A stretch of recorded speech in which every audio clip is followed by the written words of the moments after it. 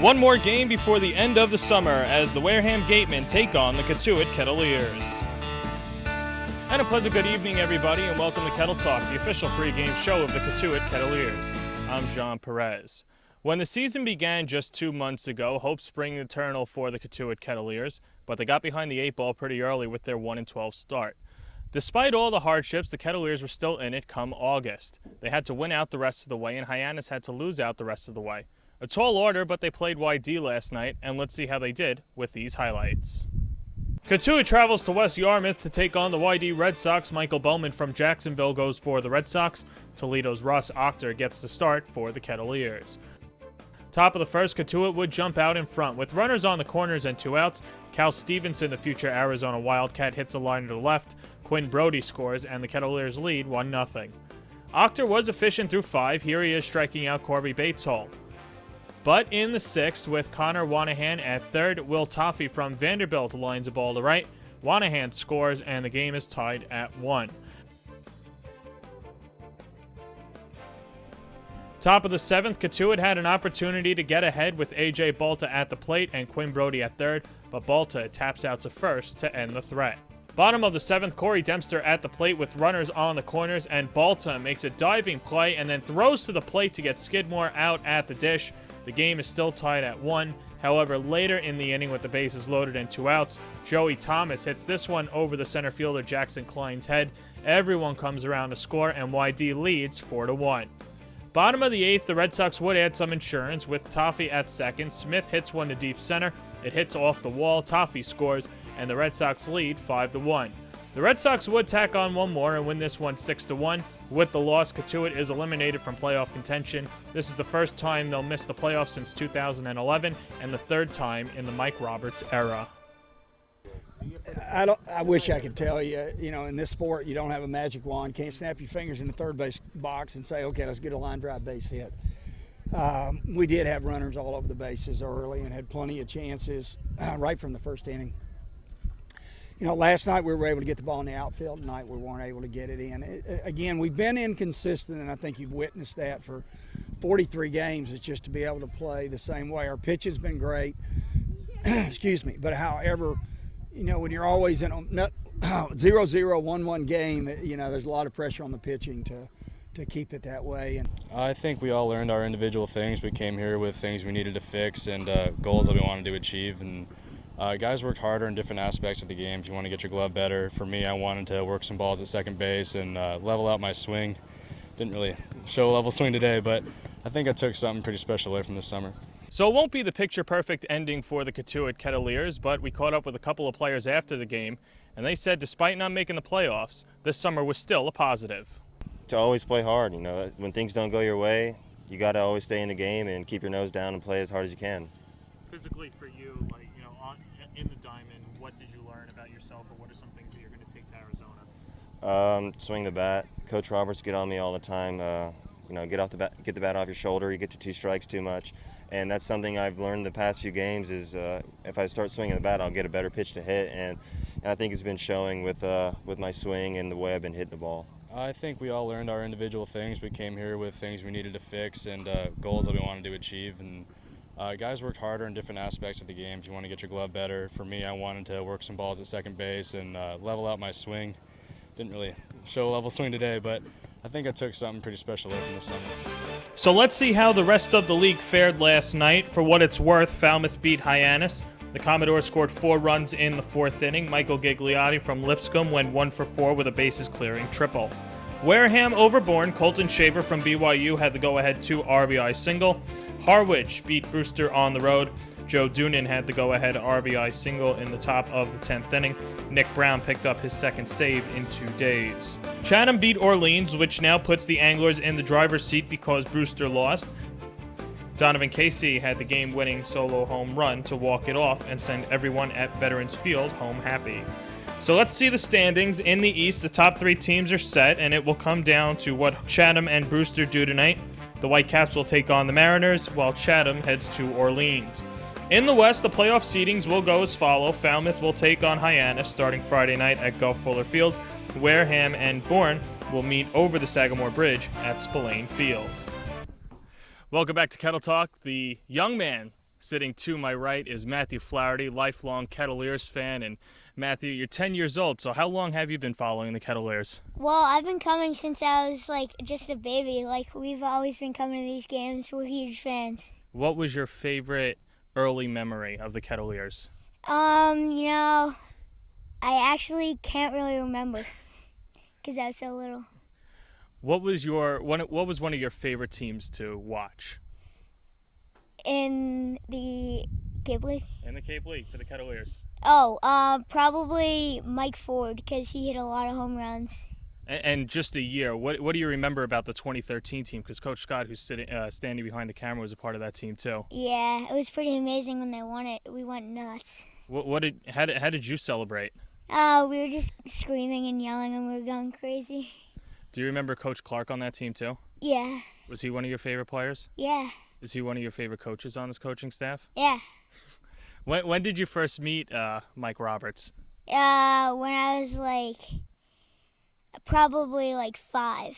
So about 5 years ago. Yeah. I heard you guys play a lot of wiffle ball at his house too with his grandsons Brock and Tyler. Yeah, we're close friends with them. Yeah, we know them well. What's your best wiffle ball moment? Probably when I hit one in the ocean. And did you pimp it? Did you throw the bat flip? Yeah, I did a nice bat flip like Jose Bautista. And just so everyone knows out there, Brock is how old? 3 years old, and Tyler's 7? Brock is 4, yeah. So you hit a home run off a 4-year-old and then pimped it? Yeah. Okay. All right, good. I'm glad that that's all right. So why don't you tell everyone what school you go to? I go to Fessenden. And where's that? It's in Newton, Mass. And that's right around Boston, right? Yeah. And what's your favorite class? Probably gym. Why gym? Because I love sports.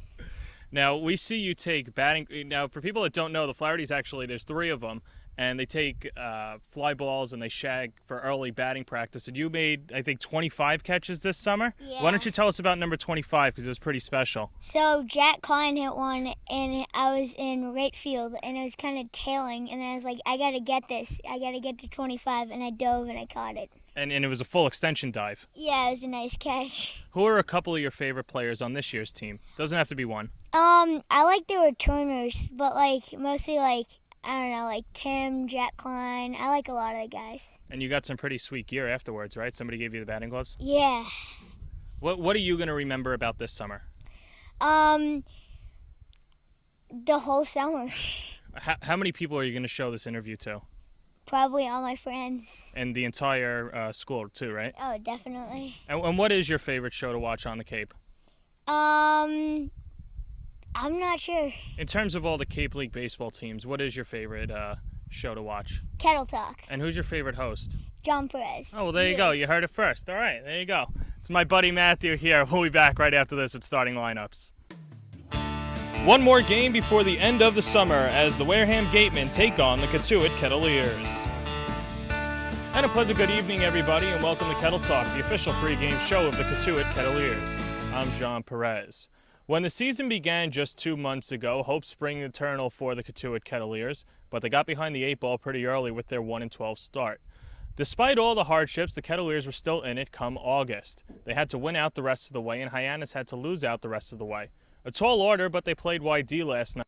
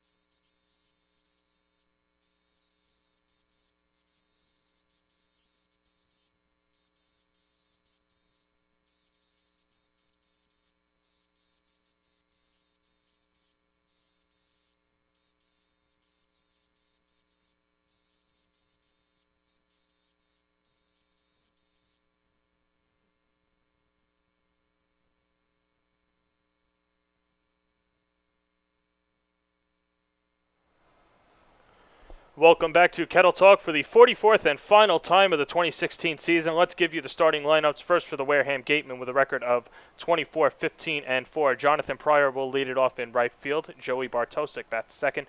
He'll be in center field. Joey Bart, Gavin Sheets from Wake Forest is the first baseman. Colton Shaver from BYU at third. Destino Tovalin and Giratano is the shortstop. Robbie Metz will round out the order playing second base. And now for the Cotuit Kettleers with a record of 15, 27, and 1 playing their final game of the 2016 season. Brody Pierce, Balta, Genesis Stevenson, and then Corey Voss. Marcus Inman sees the field. He'll play first base. Remember, he came on yesterday as a late defensive substitution to play first base. This is his first start in the field. Ryan Hagan, and then TJ Wardwell, the Barnstable native and Cotuit native, who went to Barnstable High School out of Mount Aloysius, will round it out. He's the designated hitter. Jason Doro and Aiden Doyle will have the call for you the rest of the way. This is John Perez signing off for Kettle Talk, the official pregame show of the Cotuit Kettleers.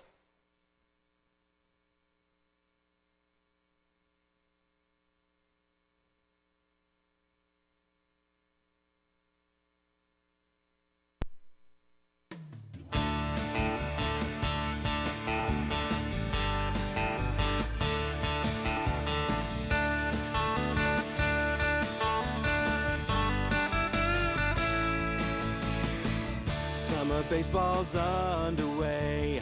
People get ready for a brand new day. So grab your hat and grab your glove. We gotta cheer for the team we love. The ball's racing down the line. Come on, coach, give them a sign. The runner's waiting, he's ready to steal. The Kettleers are gonna seal the deal. Hey, Cotuit, hey, hey, Cotuit. We all know that the boys can do it. Hey, Cotuit, hey, hey, Cotuit. We all know that the boys can do it. Playing baseball the Cape Cod way. Kettleers are gonna win today.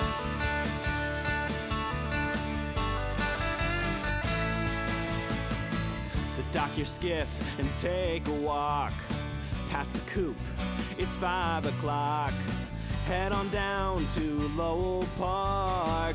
We'll keep on playing till it gets dark. But first we've got a game to win. Give that pitch plenty of spin.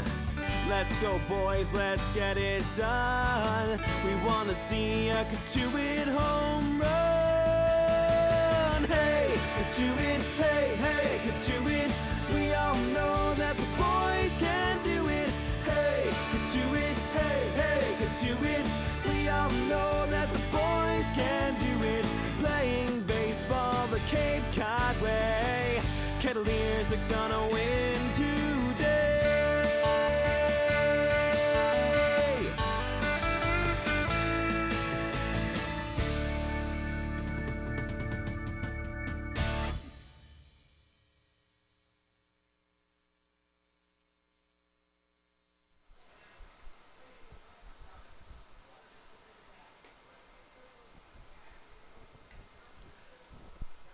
The 2016 Cape Cod Baseball League season comes to a close on a beautiful night in Cotuit, Massachusetts. The Cotuit Kettleers play host to the Wareham Gatemen in a Western Division matchup here at Lowell Park. Hello everyone, I'm Jason Doro alongside Aiden Doyle. We're looking forward to this 44th and final game of the season. Thanks for joining us as the Kettleers host the Gatemen. Cotuit enters at 15, 27, and 1. Their playoff chances are unfortunately shot for Mike Roberts and the Kettleers. The Wareham Gatemen will move into the Cape Cod Baseball League playoffs with the 2 seed. Aiden, what are you primarily looking forward to with tonight's ball game? Honestly, just kind of seeing how they react to this. Is the first time all season you could argue they don't have anything to play for, but we'll see how they, perform. It could go one of two ways. It could be, hey, we've got one game, let's leave it all on the field. It doesn't matter. We're not making the playoffs. Let's just show these guys what we can do, show them we're better than that. And you could, see some great play from the Kettleers today, or we'll see, just how they react from the tough loss yesterday, and also getting to see some new guys in some different positions. Josh Robertson getting to start here for the Kettleers.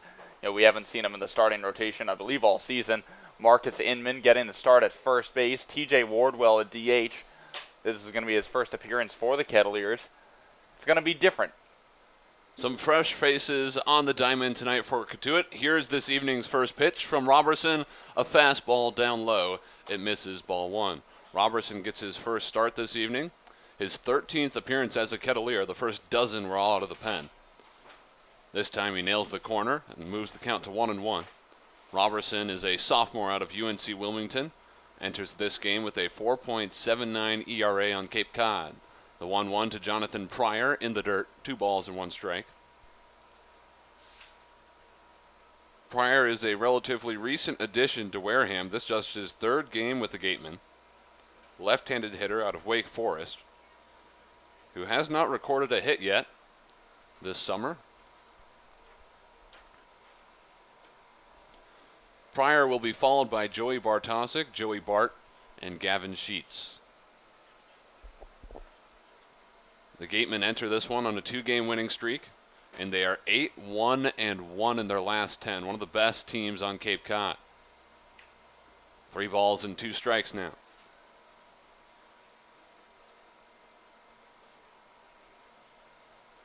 Robertson shakes off a sign or two. Now he's got what he wants. The payoff pitch, it's outside. A leadoff walk to open this ball game. And Josh Robertson's a guy who has great stuff, really kind of features just a 2-pitch mix, fastball, curveball, and has struck out so many people we basically have lost count.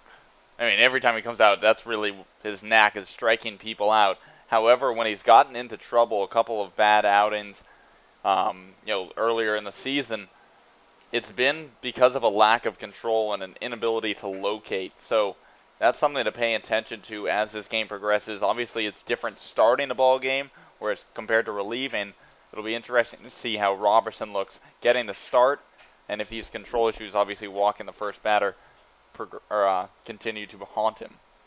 Joey Bartosik squares, pulls back. Pitch in the dirt, blocked by Voss to hold Pryor at first base. The count 1-1. Here's how Cotuit aligns defensively. Voss behind home plate, Pierce at third, Ryan Hagan at short, A.J. Balta at second. He made an amazing play there yesterday. Marcus Inman at first base. The 1-1, a fastball off the plate. The outfield from left to right goes Quinn Brody, Cal Stevenson, Grayson Genesta. And then, as Aiden mentioned, Cotuit native TJ Wardwell gets the start at the designated hitter spot. Runner fakes a steal on the 2-1. Pitch again outside. Throw down to first. Not in time to get Pryor.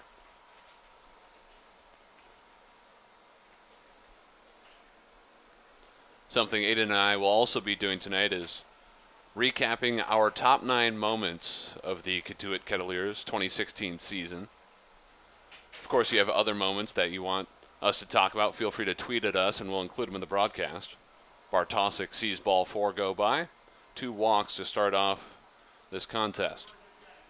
We've got our list. We'll be counting them down. We did 9, because 9 innings makes sense. Baseball's a lot of 9s in baseball. And an honorable mention. But that's how we're going to do it. Number 9 will come in the first inning. I'm assuming we're going to do it in the middle of the inning. Or when do you want to do it? That's the one thing we didn't discuss. I was just going to mix it into the broadcast, like on the fly. Oh. So just kind of a spontaneous. In a situation like this, mound visit in the first. Mike Roberts is out there to talk with all the Kettleers. Why don't we talk about the Barnstable Patriot Cup?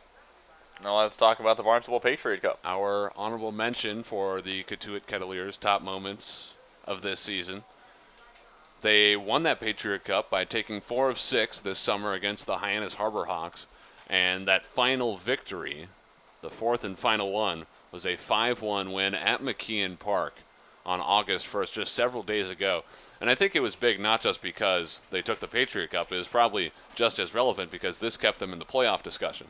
Yeah, it was a big win. Hyannis was the team that they were battling for that last spot with. And to win on the road against a Western Division opponent, a combination that's not been the easiest for the Kettleers this season. They've struggled on the road and specifically against Western Division opponents. That was a big win in a must-win game.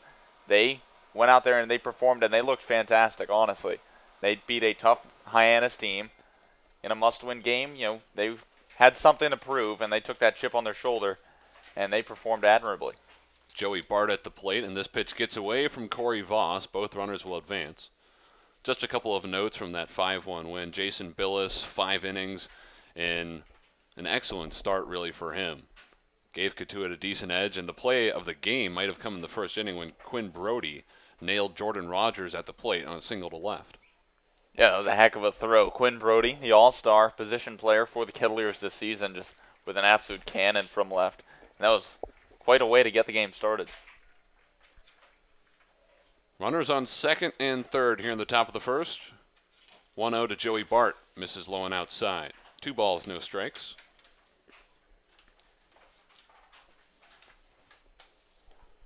Bart is the catcher out of Georgia Tech, hitting .305 in 29 games. 2 doubles, 2 triples, 2 home runs this summer. Cotuit has the entire infield in. 2-0 offering. Called for a strike.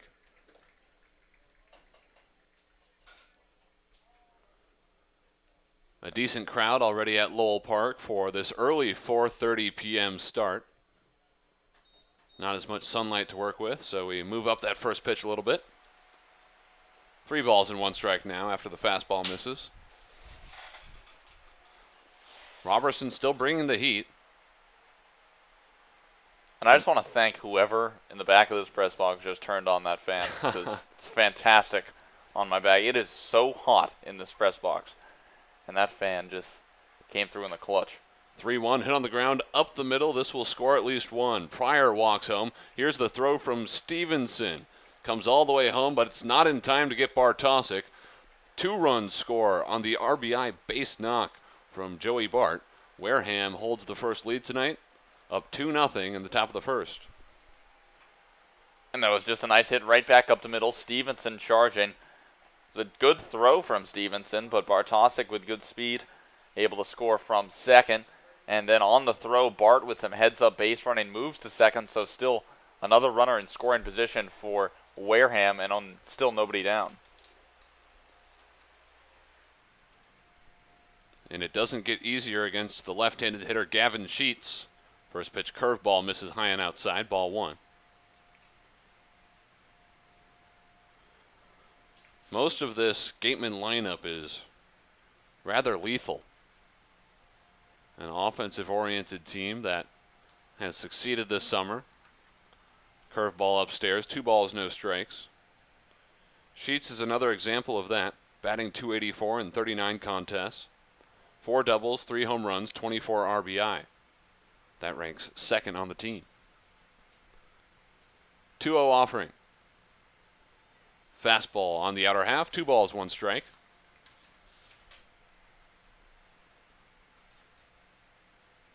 Big hole on the left side here.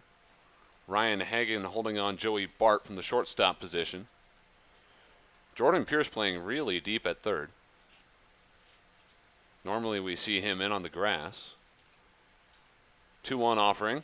Swung on and fouled off.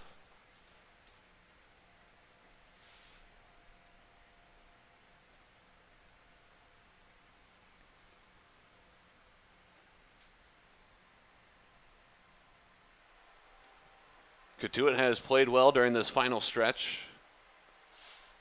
Won 3 of their last 5, including 2 games against the Hyannis Harbor Hawks. Runner goes on the 2-2. It's in the dirt. Bounces off of Corey Voss's pads. Jumps over the backstop. The runner at second, Bart, moved down to third. He won't get another base on the wild pitch that caromed out of play. Say, how high did that ball just get? I mean, it's not like the backstop's, just a regular fence. That's 20 feet in the air. Corey Voss must have some hard pads. Payoff pitch now. Sheets taps it foul. Actually, that's probably close to 20 feet, right? 15 to 20? Yeah, I'm just trying to measure it, I'm looking at Colton Shaver right now in the on-deck circle for Wareham, and he's listed at 6'1". So I'm just doubling Colton Shaver's, trying to stack them on top of each other and see where that comes up to. This one's grounded to Hagan. He'll come home. Bart sliding in, and he's tagged out. Nice work by Cotuit to get the runner out at home. And the score remains 2-0 for now. Yeah, it was just a nice play from Hagan. Heads up, realized that Bart was breaking for home, delivered a strong and accurate throw down to Voss, and they got him. It wasn't really that close. Bart just slid right into it.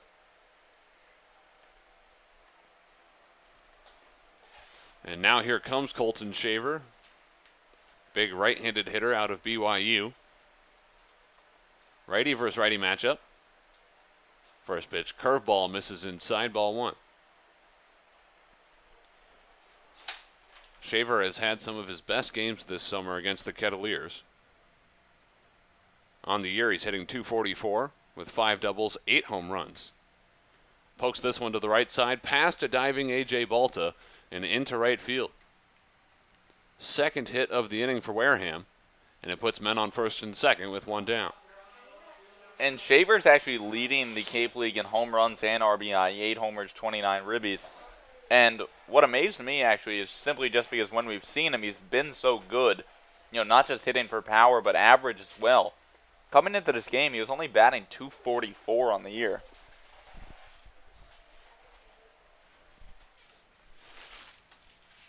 Alex Destino digs in.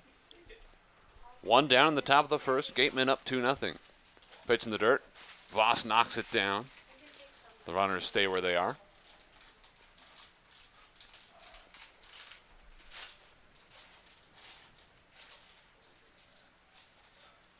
Cotuit sporting their white home uniforms tonight with the gray caps per usual. Wareham is in their navy road digs.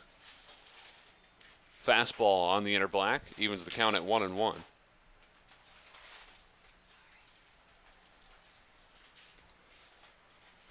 Destino, the left fielder, batting left-handed. Waves the bat out in front of home plate. Robertson at the belt. Here's the 1-1. Misses downstairs. Destino's hitting .248 in 30 games. 26 hits, 5 doubles, 13 RBI, and 8 walks. Robertson ready, and the pitch. Fouled off, up and over the backstop.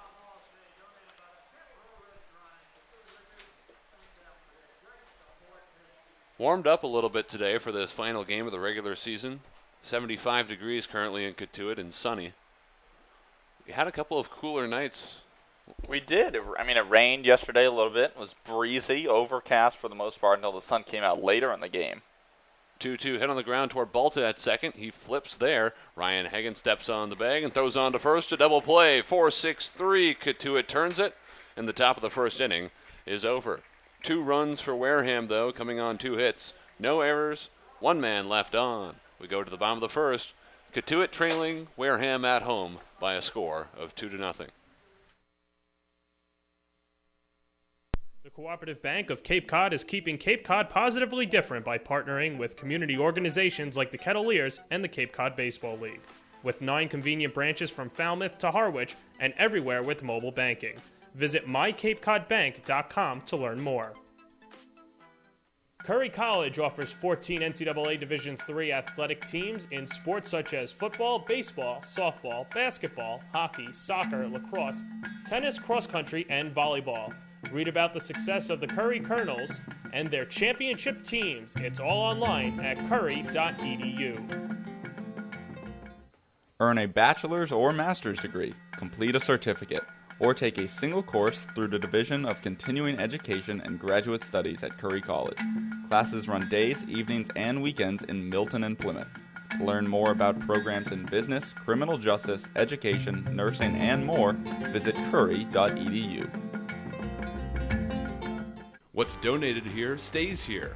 All blood that is donated to Cape Cod Healthcare stays on Cape Cod to help the lives of your friends, family, and neighbors.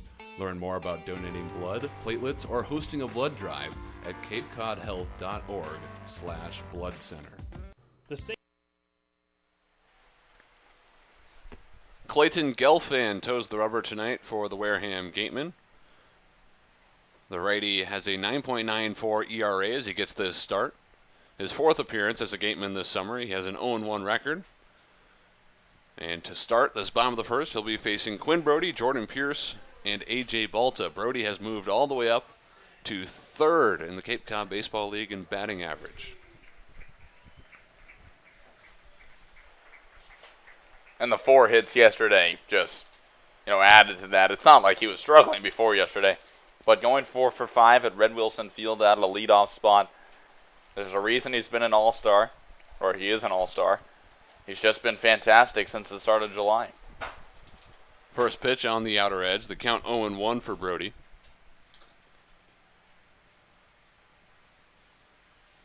Gelfand will work from the stretch. Here's a curveball left over the plate. Brody popped it up, out of play behind home plate. Aiden, let's get to our first moment that isn't part of the honorable mention category. And that one came on July 5th. Let's do it. A.J. Balta had 4 hits in this contest. Cotuit got their first road win of the season on July 5th. This was at Chatham, a 7-1 win. Fly ball out to center field, and it's caught by the center fielder, Joey Bartosik, for out number 1. Yeah, that was a heck of a game by A.J. Balta, driving in 3 runs, 2 doubles, had a stolen base. Just played really well, He was actually the DH that night. Actually, Justin Hooper got the start for for Cotuit that night against Chatham. In 3 1/3, gave up just 1 hit, no runs. He looked good as well. But overall, just a great win. 7-1. The offense really came around, and it got that monkey off their back. Not being able to win on the road, to win at Veterans Field, which is a tough place to play for visiting teams. It's very unique. With the fog that occasionally rolls in, there's always a good Chatham crowd there. It's a tough visiting place to play. Granted, Chatham this year not the strongest of teams. Mm-hmm. And this was a game where the bats really came alive. It wasn't often that Cotuit was scoring 7 runs at this point of the season. Pierce grounded out to second base there for out number 2, by the way. Aiden mentioned Justin Hooper started that game, went 3 1/3. The pitching staff was phenomenal all around. Taylor Lehman got the win. He went 2 2/3 with just 1 run against him, and then Ryan Rigby threw 2 scoreless frames before Alec Bird had a scoreless 9th. And that's when Cotuit really thrived this season, was when the pitching staff was on. 1-1 count for A.J. Balta. He pops one up into shallow left field. Nico Giratano going out. He has this one for out number 3. Cotuit goes down 1-2-3 in the first, a quick inning at the plate. And we go to the top of the second, 2-0 the score. Wareham leading Cotuit at Lowell Park.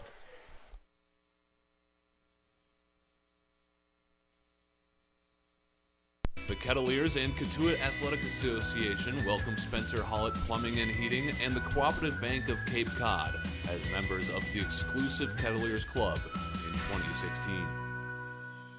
Cape Cod Healthcare is the leading provider of healthcare services for residents and visitors of Cape Cod, with 2 acute care hospitals and more than 450 physicians. For more information, please visit capecodhealth.org. The Beach House Grill at Chatham Bars Inn Resort and Spa is the perfect spot for a seaside lunch or evening clam bake. A proud member of leading hotels of the world. Earn a bachelor's or master's degree, complete a certificate, or take a single course through the Division of Continuing Education and Graduate Studies at Curry College. Classes run days, evenings, and weekends in Milton and Plymouth. To learn more about programs in business, criminal justice, education, nursing, and more, visit curry.edu. Cape Cod Healthcare. Expert physicians, quality hospitals, superior care. Urgent care is now available at 4 Cape Cod Healthcare locations: Hyannis, Falmouth, Sandwich, and Harwich. Open after hours and weekends, staffed by ER physicians. Expert care when you need it. Learn more at capecodhealth.org/urgent care. Do you know what that sound is? That's your new digital marketing department. And that'll be your new web designer. Due up for Wareham in the top of the second. It's 7, 8, and 9. Adrian Tovaline, Nico Giratano, and Robbie Metz to bat. Josh Robertson is back to the mound for his second inning of work tonight. His first pitch of the inning. A half swing really from Tovaline, and he fouled the pitch off of his own leg, so strike one. I'm Jason Doro alongside Aiden Doyle. Thanks for joining us for Cotuit's final game of the 2016 season. Kettleers won't quite make it into the playoffs. They currently have a record of 15-27-1, 3 points behind the Hyannis Harbor Hawks, who are 17-26 and currently hold the 4th place spot in the West Division. So we know the Harbor Hawks will face the Commodores in the first round of the playoffs. The Gatemen will get the Bourne Braves in the 2-3 matchup. Righty versus righty matchup starting off this second inning. Robertson's 0-1 on the way. Breaking ball right down the pipe. 0-2. Over in the East Division, Harwich has locked up the 1 seed with 54 points, a 26-15-2 record. Tovaline pokes one foul and keeps it at 0-2. YD is 25-17-1 in second place. They'll play the Orleans Firebirds in the first round of the playoffs. The 4th spot in the East is yet to be decided. Say it all comes down to tonight. Swing and a miss from Tovaline. There's out number 1 in the second. Chatham and Brewster, the two teams vying for that 4th spot. Chatham is in the driver's seat. 17-25-1, 35 points. Brewster 16-25-2 with 34 points. Yeah, and if Brewster wins and Chatham loses, Brewster makes the playoffs. If Brewster ties and Chatham loses, Brewster makes the playoffs. If Brewster wins and Chatham ties, then Brewster makes the playoffs. If Chatham wins, Brewster's automatically out. If Brewster loses, Brewster's automatically out. And if both teams tie, Chatham makes the playoffs. So Chatham, like you mentioned, is in the driver's seat. The Whitecaps do not control their own playoff fate. 1-0 pitch for Giartano, tapped foul. Brewster will be playing at Harwich at 6:30 tonight. Chatham will be on the road at Orleans at 7 o'clock. The other games this evening are Falmouth at Bourne. First pitch at Doran Park is at 6 o'clock. YD plays at Hyannis, also a 6 o'clock first pitch. 2 balls and 1 strike now for Giartano with Robbie Metz on deck. Bases empty and 1 down in the top of the second. Wareham leading Cotuit 2-0.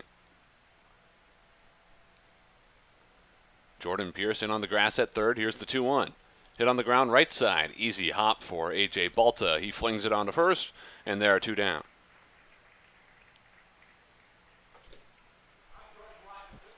And some baseball news, just completely unrelated to the Cape League, but some interesting facts. The 2020 Olympics are in Tokyo, and obviously the 2016 Olympics coming up in Rio in just a couple of days. But baseball, softball, skateboarding, surfing, and sport climbing were just added to the 2020 Olympics. So baseball is going to be back. Oh, it's coming back. In the Summer Olympics. Robbie Metz sees ball 1 low and outside. What else was added there? Softball, which goes along with baseball. Hand in hand. Skateboarding, surfing, and sport climbing. So some sports which are probably more known for being in the X Games. I say like action Olympics. sports, stuff like that. We've really gone away from the real or the original Olympics of, you know, running, discus throwing, lifting heavy objects and putting them down. Ryan Hagen fields an in-between hop, throws on to first, and gets Robbie Metz for out number 3. Wareham goes down 1-2-3 there. I imagine for the Olympics they're going to have to add some skate parks in Tokyo. There can't be many to work with. There are already. some. Are there? There are. Oh, really? I've been there. Oh, wow. We'll get to that on the other side of the break, I think. I haven't skated there, but I've seen them. 2-0 Wareham. We'll talk about Aiden Doyle's skating presence on the streets of Tokyo when we come back. Cotuit playing Wareham at Lowell Park. Yeah, not much of a presence.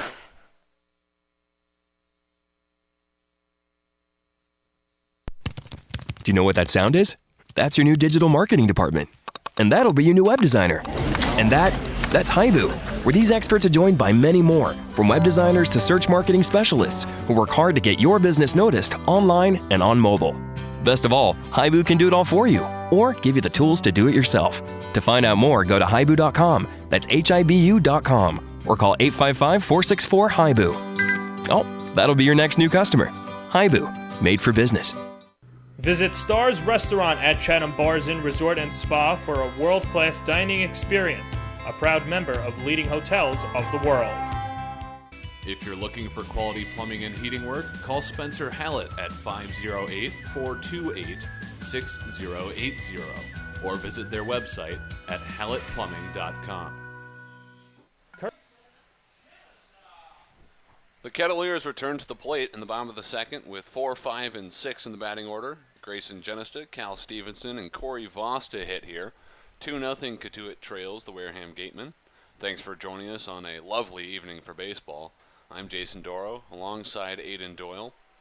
Clayton Gelfand working on the mound. First pitch to Genista, misses, ball 1. Now, Aiden, before that last break, we were talking about the Olympics and Tokyo, and just what do you have on that topic and how Tokyo will be able to service the skateboarding community? Well, Tokyo, for those of you who haven't been there, is just absolutely enormous. I mean, population-wise, it's the largest city in the world. Area-wise, it's still really, really, really big. I mean, it makes New York City look like a sandbox.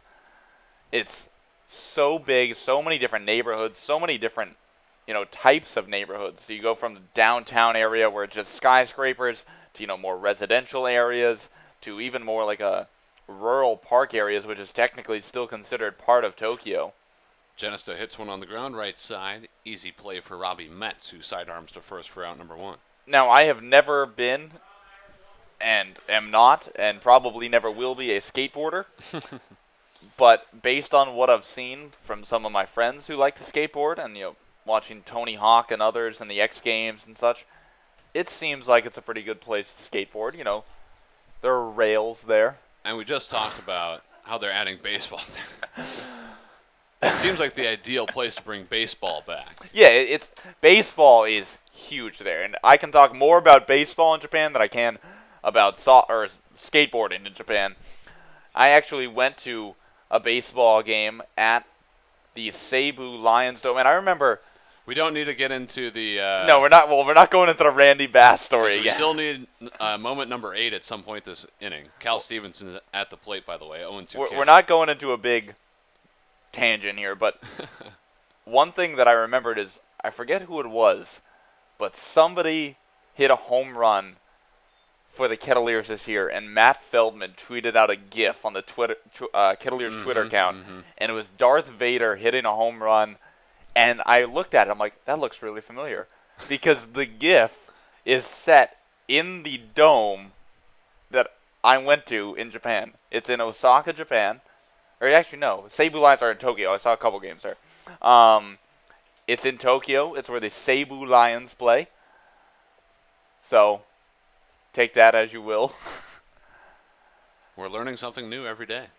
But Stevenson loops one into center field. On the run is Bartosik, and he makes the grab for out number 2. There is really nothing more I can say about baseball in Japan, though, other than it's unlike anything really baseball has to offer. It's very different from American baseball. It's so passionate. I think the closest thing that I can think of is just European soccer, where the fans are incredible. There are certain cheering sections where they have, rehearsed chants and chant leaders. Guys will bring drums to the game, and I'm talking enormous drums. And it's between each inning, or not each inning, between, I want to say it's the 6th inning or something like that. They release balloons up into the sky, and it's just a bizarre experience, but an unforgettable one at that. The team I worked for last summer, the Wisconsin Woodchucks, had a player by the name of Yusuke Akitoshi, who was actually teammates with Albie Weiss out at Cal State Northridge. Albie Weiss, one of the Cotuit Kettleers this summer. And when the guys talked to Yusuke about what's different about playing baseball in Japan, or at least learning the game growing up, is he said fundamentals are stressed every single day. You don't spend as much time necessarily in the weight room, but you are going to have a perfect defensive skill set if you're going to play baseball there. Well, think about the players you've seen come over from Japan, especially position players. They're not typically big guys. I mean, think about the biggest power hitter you've seen come out of Japan. It's Hideki Matsui. Matsui hit for a lot of power, but that's because his swing was just so perfect. And he played in Yankee Stadium, and that helped, being a left-handed batter. Corey Voss hits one in there, deep center field. Going back is Bartosik, and there's out number 3. But you see more, single guys, technique. That's what's stressed. And I think it's time for moment number 8, Jason. Let's get right to it. I got to flip to the back of my scorebook. Moment number 8 came on July 22nd. Matt Rupenthal with a 5 1/3 inning start. He had 8 strikeouts, gave up just 1 hit, and it led to a 6-4 win for the Kettleers against Orleans. Yeah, and we talk about Matt Rupenthal having some of the best stuff in the entire league, and he had it working here at Lowell Park that day. 5 1/3, 1 hit, 8 Ks, shutout ball. A.J. Balta actually hit a 2-run homer in the first inning that game, and then would later double and come around to score. So Kettleers won that one 6-4 over the YD Red Sox. Or excuse me, over the Orleans Firebirds. Sorry, red teams. But Orleans is a good team. They're headed to the playoffs in the Eastern Division. Matt Rupenthal, though, shut him down. That's a good offensive club out there in Orleans.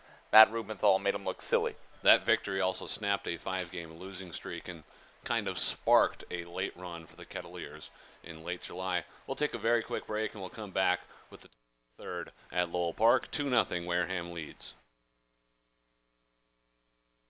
Curry College offers 14 NCAA Division III athletic teams in sports such as football, baseball, softball, basketball, hockey, soccer, lacrosse, tennis, cross country, and volleyball. Read about the success of the Curry Colonels and their championship teams. It's all online at curry.edu. What's donated here stays here. All blood that is donated to Cape Cod Healthcare stays on Cape Cod to help the lives of your friends, family, and neighbors. Learn more about donating blood, platelets, or hosting a blood drive at capecodhealth.org/blood center. The Sacred Cod Tavern at Chatham Bars Inn Resort and Spa is a quintessential New England dining experience for lunch or dinner. A proud member of leading hotels of the world.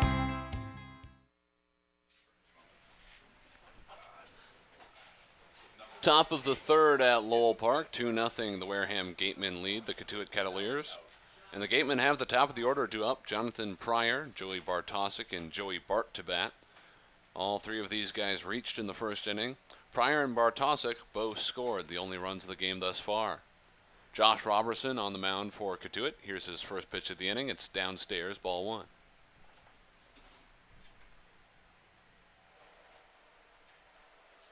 Pryor walked in his first plate appearance, as did Bartosik. Robertson had a few early control issues, but seemed to work it out in the second inning. He had a 1-2-3 frame with a strikeout and a pair of groundouts to the middle of the infield. Middle infield is back right now. Jordan Pierce in at third, though, just barely on the grass. Outfield playing somewhat shallow. 1-1 a breaking pitch. It misses below the knees. 2 balls and 1 strike.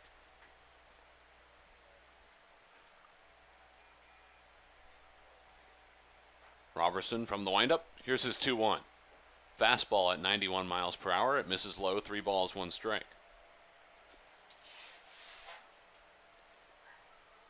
I have to ask you, Jason, because I believe we talked about this with Ross Octor when he was I think we were talking. Actually, no, because he said Appalachian State, Michigan. But what's the coolest sporting experience you've had? Simply because we were talking about unparalleled experiences and unique experiences with Japanese baseball.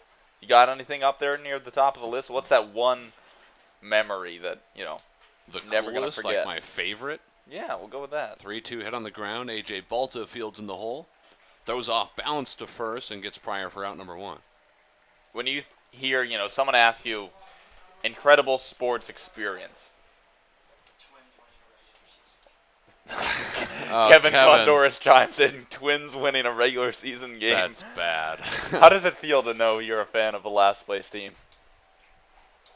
I'm going to be honest, I haven't watched a lot of Twins baseball in the last 5 years. Well, you're more of a basketball it's hard to guy. call me a fan. You're a big T-Wolves fan. Bartosik pokes one into center. This will drop for a 1-out single. And you got a heck of a future with the T-Wolves. T-Wolves are looking very good right now. I have a very slim memory of going to a Western Conference Finals game in, I believe, 2003 when Kevin Garnett won MVP and the Timberwolves were really strong. I think the top sports memories I have, though, one would be College Game Day at Northwestern, which was very cool. Yeah, we've until talked the about actual that. Football game. Yeah, I think we've talked about Another one was signs. Game 163 at the Dome. Minnesota Twins against the Detroit Tigers. Who scored the game-winning run? Pretty sure it was Carlos Gomez. Okay, I could see that. I remember it. I remember it, but I didn't remember who scored it. But now that I'm picturing it, yeah, it looked like him. I've never been at a stadium that was so loud, and I bet 99% of sports fans haven't. The Metrodome was a place where it really got rocking when you packed it to the brim. Pitch in the dirt. Down to second goes Bartosik, and the throw gets into center field. Bartosik will go from second to third. The throw from Stevenson not in time. Just getting out to Fenway Park, though, this summer was also really cool. Multiple times, actually. Yeah, you went more than once. I think that might be my favorite venue in sports. I know you're the Yankee fan, but it's a great venue. Despise the team, but it's a great place to watch a ball game. I'll give you that. Honestly, it's better than the new Yankee Stadium. I mean, it's not as luxurious, but it's a better baseball atmosphere. Yeah, I could just sit there and enjoy my day in a seat at Fenway Park if there was enough legroom. The new Yankee Stadium is built for the CEO of Goldman Sachs, and they, outprice true fans. They have obstructed. Monument Park is basically hidden in center field, and if you're sitting in the bleachers, where most Yankee fans know are the bleacher creatures out in section 204 at Yankee Stadium, they can't even see the left field foul pole because they put in a Mohegan Sun sports bar in center field. That didn't exist at the old Yankee Stadium, and it was just overall a better ballpark. And then they went all corporate, and it's reasons like that why people hate the Yankees. I remember going to the old Yankee and kind of liking it. Yeah, it was fantastic. fantastic. Out in the bleachers. It was cool. fantastic. Don't get me started on this. You will. Don't go too far. Yeah, we'll end up in the 8th inning. It'll make Randy Bass look like a short story. One other thing I'll slip in though is, me and my friend were just kind of walking around the ballpark, new Yankee Stadium this summer when we went, and we were down in the lower concourse behind home plate, and kind of the standing room only behind home plate. That was a phenomenal place to watch from. Yeah, I don't know if you have to pay, or if you can stand there all game. Oh, they'll yell at you for being there too long. I mean, think about Fenway though. You could have seats way out in center field, under the scoreboard. But if you get there early enough, you can go down to the dugouts to watch batting practice or whatever. If you don't have a ticket for a certain section of Yankee Stadium, no matter what time it is, no matter if it's... I'm not saying in the seats, though. No, I know, but they still ask you to move. They're way too uptight about it. And it's not the ushers' problem. It's a decision made by the higher-ups. Fly ball out to left, caught by Brody. Bartosik tags from third, and he crosses. A sacrifice fly from Gavin Sheets makes it 3-0. The throw home got away from Voss, but a good backup from the Kettleers keeps Joey Bart at second base. Don't get me started. It's just... I think we've gone far enough already. Yeah, it's not built for true fans, and they did a disservice to Yankees fans across the country. Did you have a super cool sporting event that you were at besides the Cebu Lions game? Honestly, not really. I don't think I've really been to anything that cool. I mean, I've been to the Little League World Series before. That was awesome. Great experience if you ever get the chance to go. Planning to go again this August, just a couple of weeks. Colton Shaver's in with 2 down, by the way. Let's see. I saw the first night game at the new Yankee Stadium.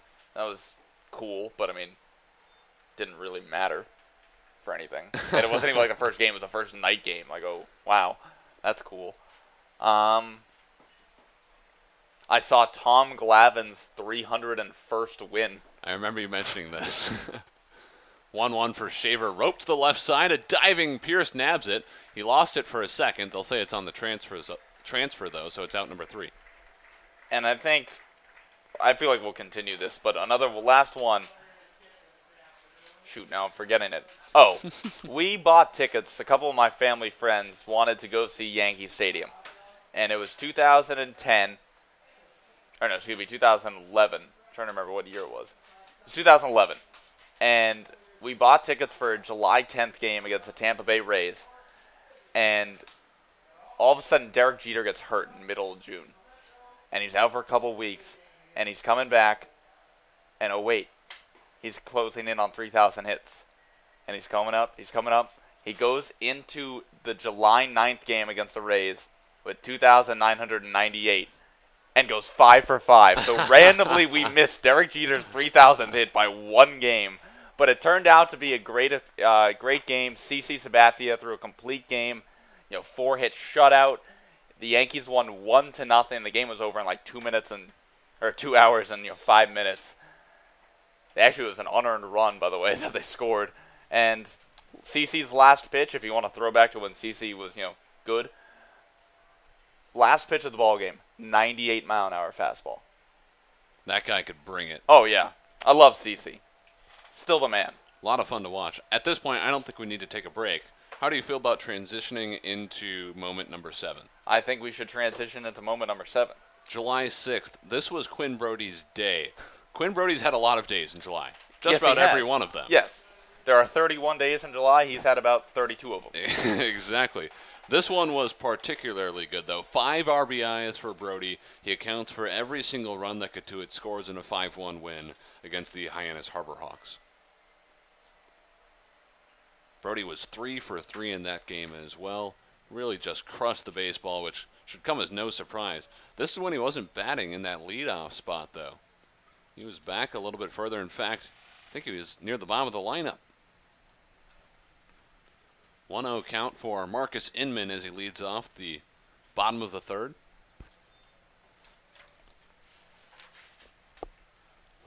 Looking back at the scorecard from that day, Brody was in the 8th spot between Clay Fisher and L.B. Weiss. He went 3 for 3, as I noted, with a double, a single, and a 3-run homer. That homer put Cotuit ahead for good in the 6th. They went on to get that 5-1 victory.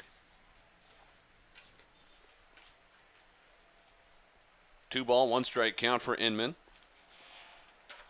Kettleers down by a score of 3-0 after the gateman plated 1 in the top of the frame. Inman will be followed by Ryan Hagan and then T.J. Wardwell getting his first at-bat as a Kettleer. Inman got a small piece of that inside off-speed pitch. The count now 2-2. And it's that game by Brody that really started off this incredible streak we've seen. We've just been absolutely killing the ball.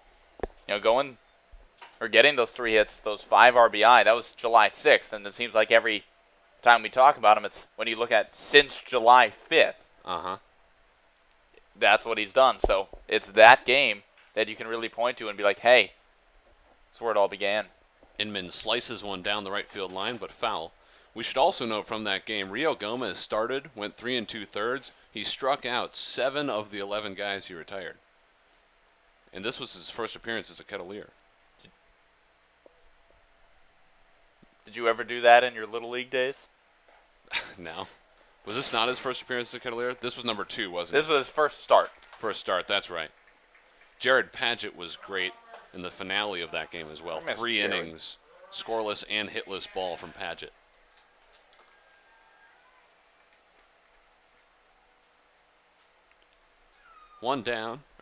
No one out as Inman reaches at first base. Ryan Hagan steps in.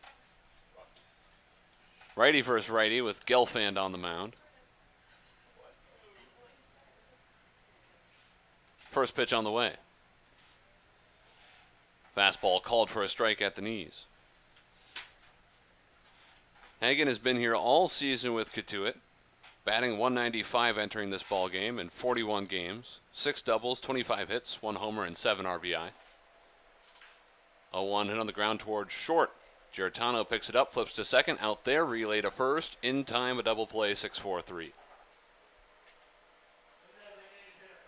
Ryan Hagan's not the easiest guy to double up, but a good turn there from Giarratano and Metz.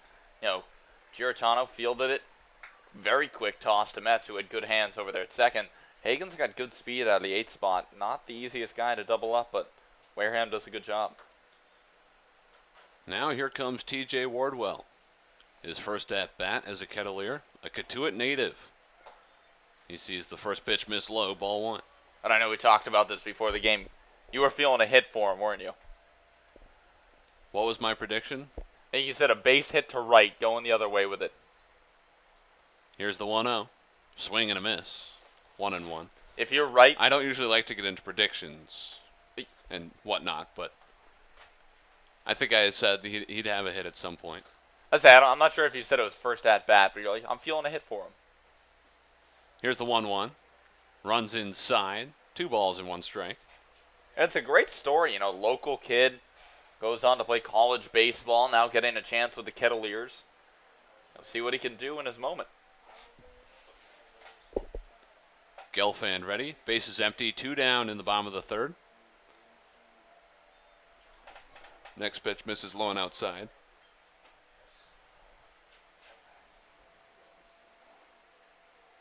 Three balls and 1 strike now.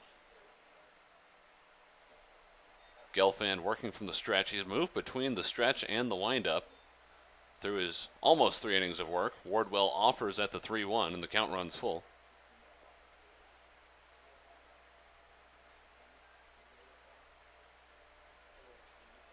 Cotuit hitless so far, while Wareham has 3 runs on 3 hits.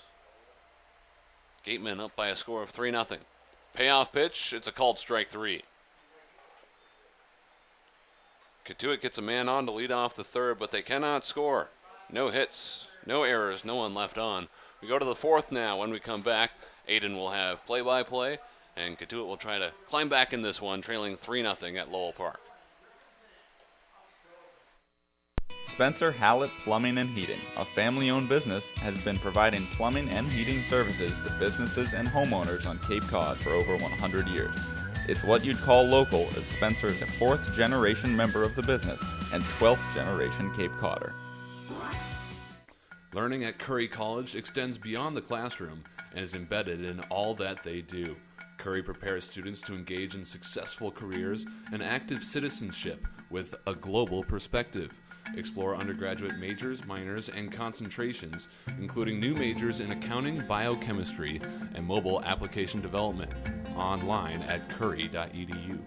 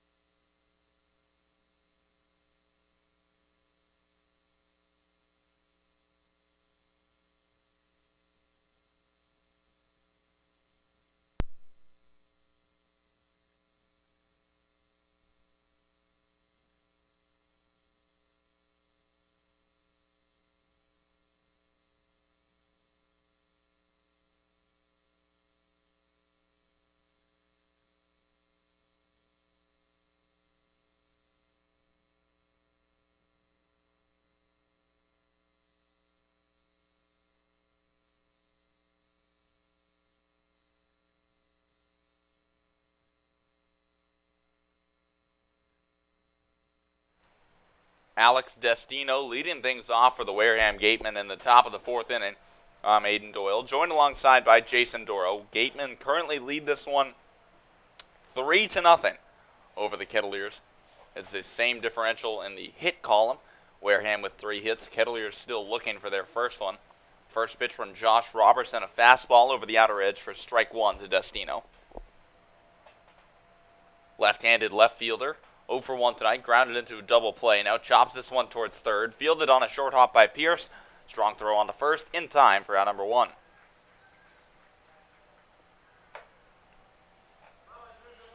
Pierce has looked better and better at third base as the season has progressed. You get into a groove when you become that everyday starter at a given position.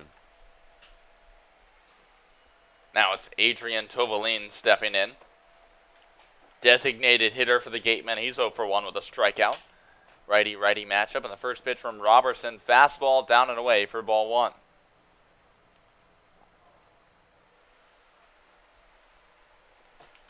Tovaline out of Azusa Pacific University comes into this ball game, batting .228 on the year for the Gatemen in 27 contests.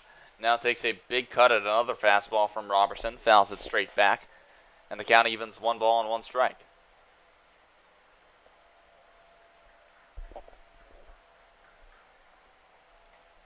Now, I know we have the moments thing going on. We're going to get to the top 6 throughout the next 6 innings, but we also want to talk about some of the best interviews of the season, right, Aiden? Yeah, let's do it.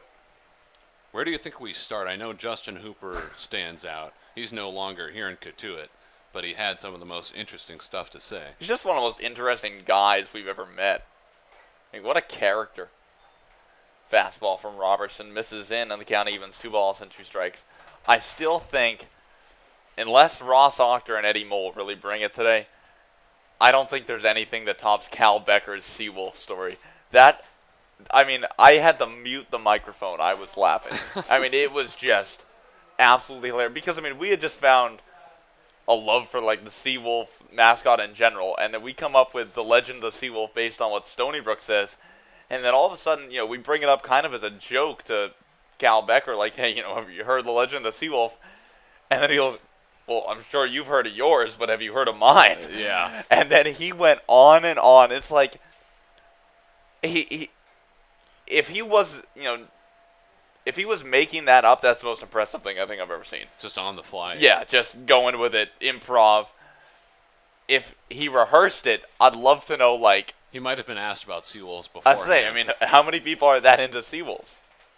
2-2 count to Tovaline. Robertson deals another fastball, this one at 94 miles an hour, but Tovaline fouls it back and stays alive. Cal Becker and Justin Hooper, both guys who would not shy away from really any question. Oh, no, they love it. We went all over the place with questions. From, just regular Kettleers baseball-related questions to favorite late-night snack. And didn't we have I see, this is another one I completely forgot about with Cal. When I asked him about the late-night snack, we were talking about, what was it again? It was Oreos, no, somebody likes their Pop-Tarts. Well, no, Alonso likes the Pop-Tarts. As Tovaline rips this one into center field, moving to his right is Cal Stevenson, and he puts it away for out number 2. But he said something along the lines of, I really pegged him as more of a untoasted Pop-Tart kind of guy. Yeah, or a cold pie, or something like that. Kind of guy. But then I asked Cal what his favorite was, and then we got a discussion as to how to, toast an English muffin, or, do we apply butter and then the jelly? And I then, was not paying attention at this point. You missed a gem, Jason. You missed a gem. That was I completely forgot about that as Nico Giratano, switch hitter batting left, ropes a first pitch fastball back up the middle and into center field for Wareham's 4th hit of the afternoon. But it was fantastic. That was just... If Cal Becker, I know he's with the Arizona Diamondbacks now, hopefully his baseball career works out, but if it doesn't, that kid's got a future in comedy, let me tell you. And remember, we asked everybody, who's the funniest guy on the team? Who's the jokester? Cal Becker's name popped up a lot. They said, he's one of the funniest guys I've ever met. He's one of the funniest guys I've ever talked to. He's the funniest guy on the bullpen. So many names I didn't hear twice, though. Cal Becker's you heard a couple times, but everyone else was just one. Josh Robertson was said once, Jared Padgett was said once, Connor Simmons was said once. For funniest guy on the team, best hair you had some consistency with Hooper and Regala. Yeah. And there were a lot of flyers with funniest on the team. Yeah. But Cal Becker was pretty... Mm-hmm. He was the one guy whose name popped up more than once. 0-1 fastball from Robertson, misses down and in. Count evens 1 ball and 1 strike. So those were obviously great. Eddie Mole, I think, might have been up here the most. He and Ross Octor, who naturally are closing out the season today by coming out into the booth. Runner goes, cut on and missed from Metz, throw from Voss down to second. In time, they get a sliding Giratano. A strike him out, throw him out. Or excuse me, not a strike him out, throw him out. Forgot there were 2 outs there for a second. They throw out Giratano, so it'll be Metz coming to bat once again in the top of the 4th inning.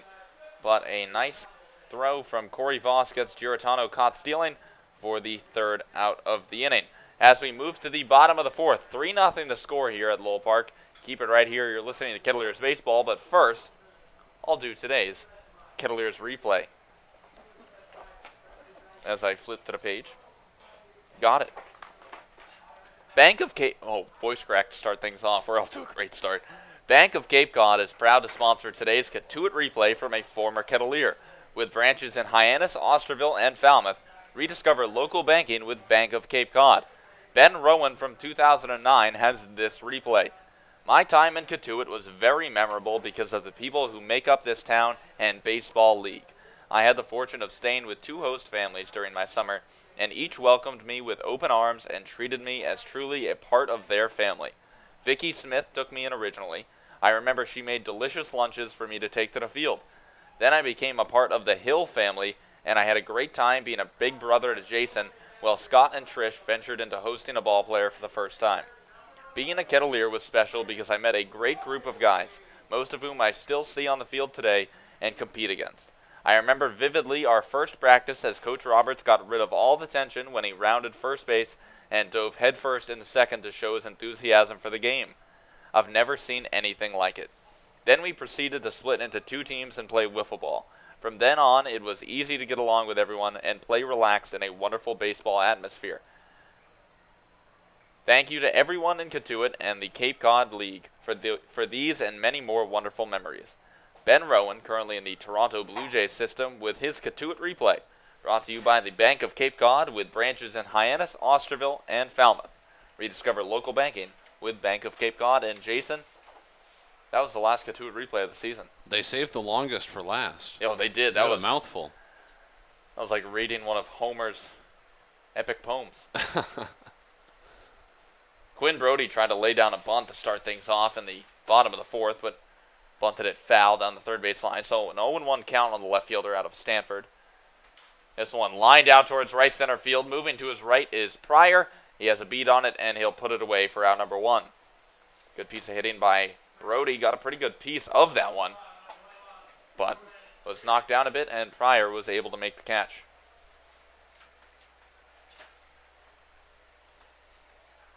Hey, Jason. Yeah. You want to move on to moment number 6? Yeah, let's do it. July 31st. It's all you, bud. Ah, you're throwing it to me for this. Throwing it to you. A 1-0 win versus Chatham.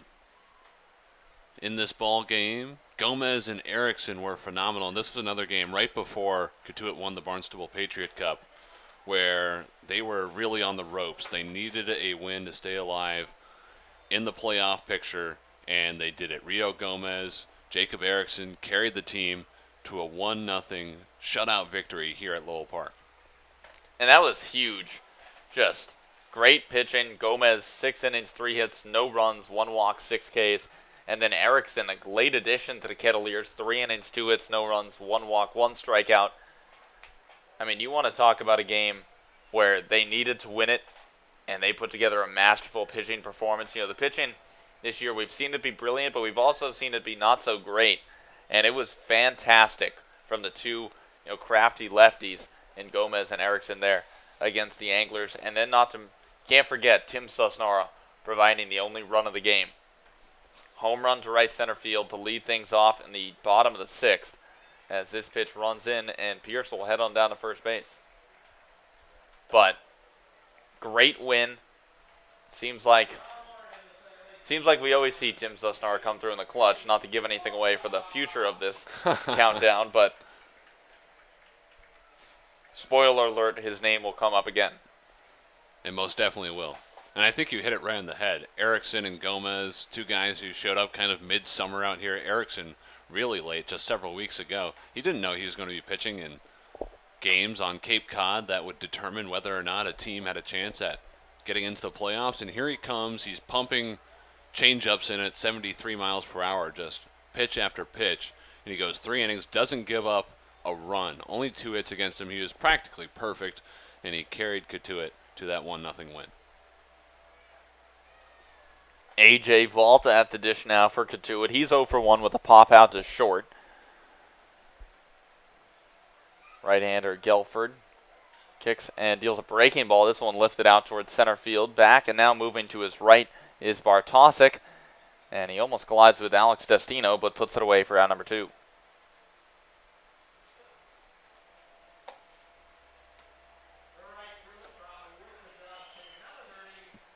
Any other favorite interview moments? I mean, you, especially lately, I feel like have done more interviews than I have, whereas I got more later or earlier in the season. But we've had basically everybody up here. Ross Octor, we had a group chat with him. Yeah, about the Cleveland Cavaliers, what it's like being from Ohio, working on the Toledo Mud Hens grounds crew. Yeah. Even the Kevin Condoris, Jason Doro one-on-one basketball game, which I believe was supposed to happen today. It was supposed to. I texted Kevin. He got up too late to come, apparently. I think he's just scared of that 6'5" height and 6'9" wingspan. 1-1 count to Grayson Genesta. Chases a high breaking ball. This one lifted in the air in the infield. It's third baseman Shaver, who puts it away just to the right of the foul line for out number 3. Kettleers get another base runner. It comes on a hit by pitch from Jordan Pierce. No runs, though. No hits, no errors. 1 man left on. 4 innings in the books here at Lowell Park. Keep it right here. You're listening to Kettleers Baseball.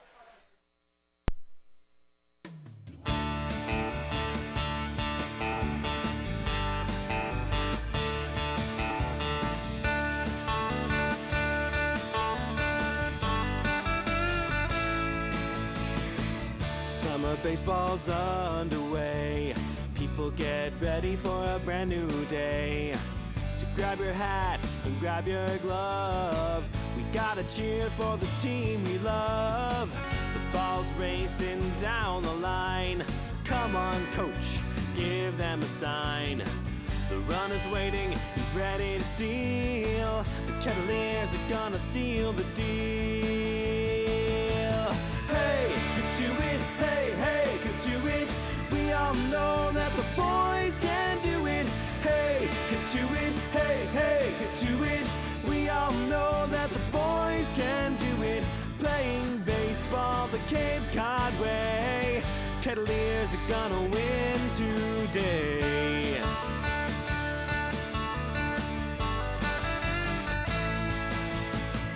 So dock your skiff and take a walk past the coop.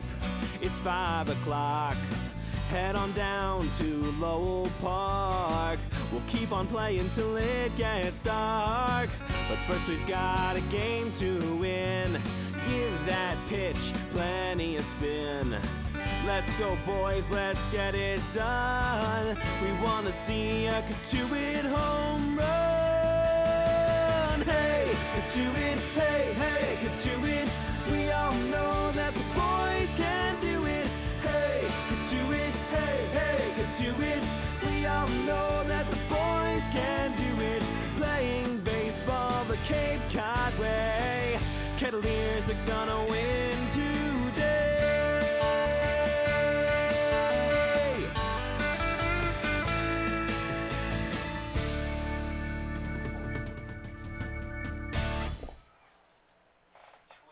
9-1-2 coming up for the Wareham Gatemen. Robert Metz already heading the count 1-0 to Josh Robertson.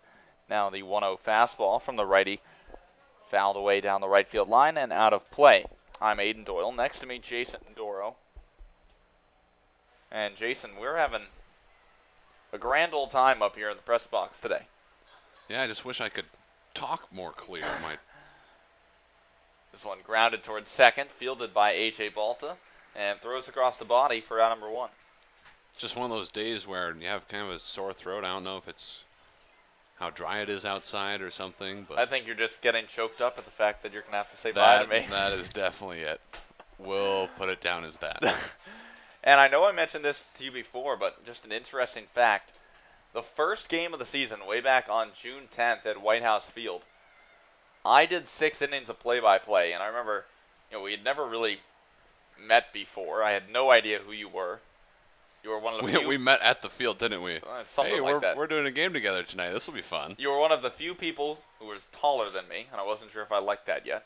This one lined out towards center field, and Cal Stevenson plays it on a hop. So Jonathan Pryor aboard with a 1-out single to center field. And we were discussing, how are we going to do this? does one person get 6 innings? Does one person get, do we split it alternating games doing play-by-play, or, is it alternating every inning? Well, what's the deal here? And we decided on 6 and 3, 3, 3, 3. That's how it would be split. And I was like, all right, that works for me. And you go, do you want to take 6 tonight? I've kind of got a sore throat. And now, final game of the season. It's back. You still haven't gotten it checked out. It went away for 42 games. 1-0 count to Joey Bartosik, right-handed hitting center fielder for the Gatemen. Now a breaking ball misses high. Bartosik ducks out of the way. And now the center fielder heading the count, 2 balls, no strikes. Might have to start pulling the Vin Scully and come to the game with a bag of Jolly Ranchers. In between every half inning, he pops one in, sucks on it until he has to go back to the broadcast. This one gets away from Corey Voss, so that'll allow Pryor to move down to second. And now the Gatemen with a runner in scoring position and 1 down. 3-0 count now on Bartosik. What will baseball be without Vin Scully? Lesser. What, I don't know how to really describe it, how to say it. A downgrade. Yes. Won't be as good.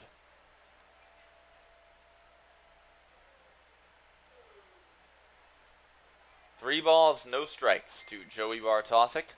Robertson working from the stretch. Now comes set, kicks and deals fastball. This one skips home, and Joey Bartosik heads on down to first base with a 1-out walk.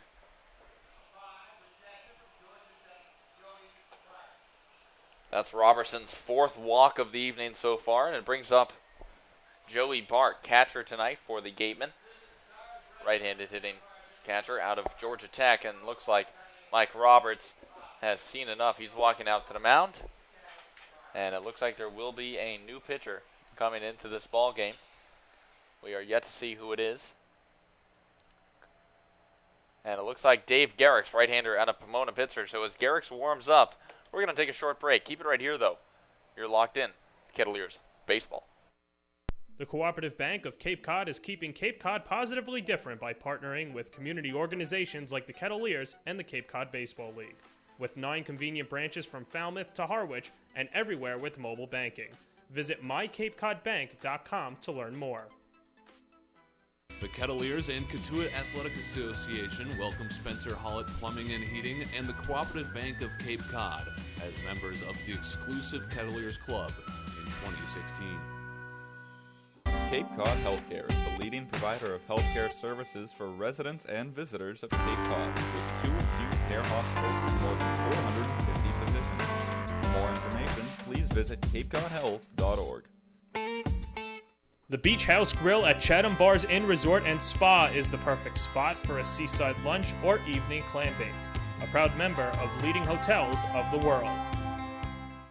Earn a bachelor's or master's degree, complete a certificate, or take a single course through the Division of Continuing Education and Graduate Studies at Curry College. Classes run days, evenings, and weekends in Milton and Plymouth. To learn more about programs in business, criminal justice, education, nursing, and more, visit curry.edu.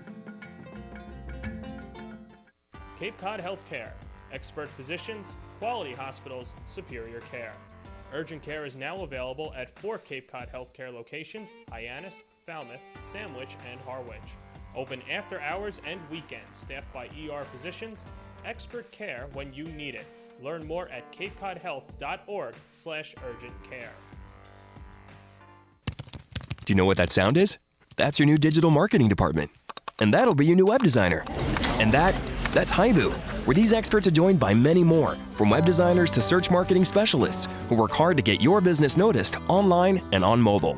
Best of all, Haibu can do it all for you, or give you the tools to do it yourself. To find out more, go to haibu.com. That's HIBU.com. Or call 855-464-HIBU. Oh, that'll be your next new customer. Haibu, made for business. Visit Stars Restaurant at Chatham Bars Inn Resort and Spa for a world-class dining experience. A proud member of leading hotels of the world. If you're looking for quality plumbing and heating work, call Spencer Hallett at 508-428-6080 or visit their website at hallettplumbing.com. Curry College offers 14 NCAA Division III athletic teams in sports such as football, baseball, softball, basketball, hockey, soccer, lacrosse, tennis, cross country, and volleyball. Read about the success of the Curry Colonels and their championship teams. It's all online at curry.edu. What's donated here stays here. All blood that is donated to Cape Cod Healthcare stays on Cape Cod to help the lives of your friends, family, and neighbors. Learn more about donating blood, platelets, or hosting a blood drive at capecodhealth.org/blood center.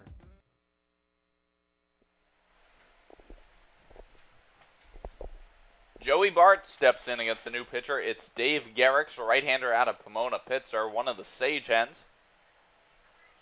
He inherits 2 runners on base. Joey Bartosik leading off of first, and Jonathan Pryor leading off of second. 3-0 the score here at Lowell Park. Gateman on top of the Kettleers, and Garrix spins towards second to look back Pryor, but does not throw.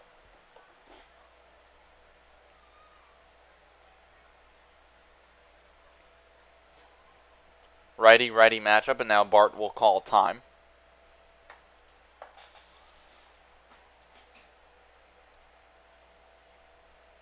Gavin Sheets waits on deck for the Gateman.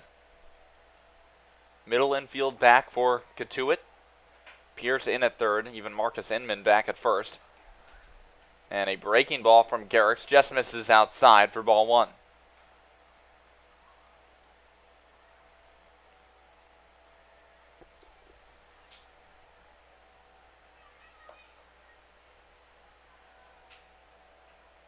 Garrix looking into Corey Voss, now comes set. Kicks and deals. This one chopped towards short, fielded on a hop by Hagan. He side flips to third base, where Pierce scoops it up, and it looks like they get Jonathan Pryor. They get the lead runner. A heads-up play from Ryan Hagan to get the second out of the inning at third base. That's what you hope for in that situation. If you're Ryan Hagan, you have to be moving to your right to get a ground ball. You know it's highly unlikely that you'll turn the double play, having to throw across your body to second. So just flip it on to third, get that lead runner. Good baseball IQ there by the shortstop out of Mercer. And now it's Gavin Sheets, number 4 hitter for Wareham tonight, coming to the dish. He's 0 for 1. Reached on a fielder's choice in the first before a sacrifice fly brought home Joey Bartosik in the third to score the third run of this ball game.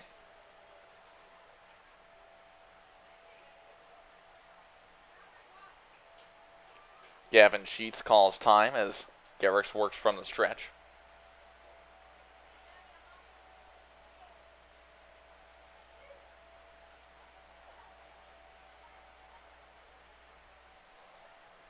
Garrix now ready, comes set, kicks and deals. Breaking ball downstairs to Sheets. Nice block by Corey Voss, and the count is 1-0.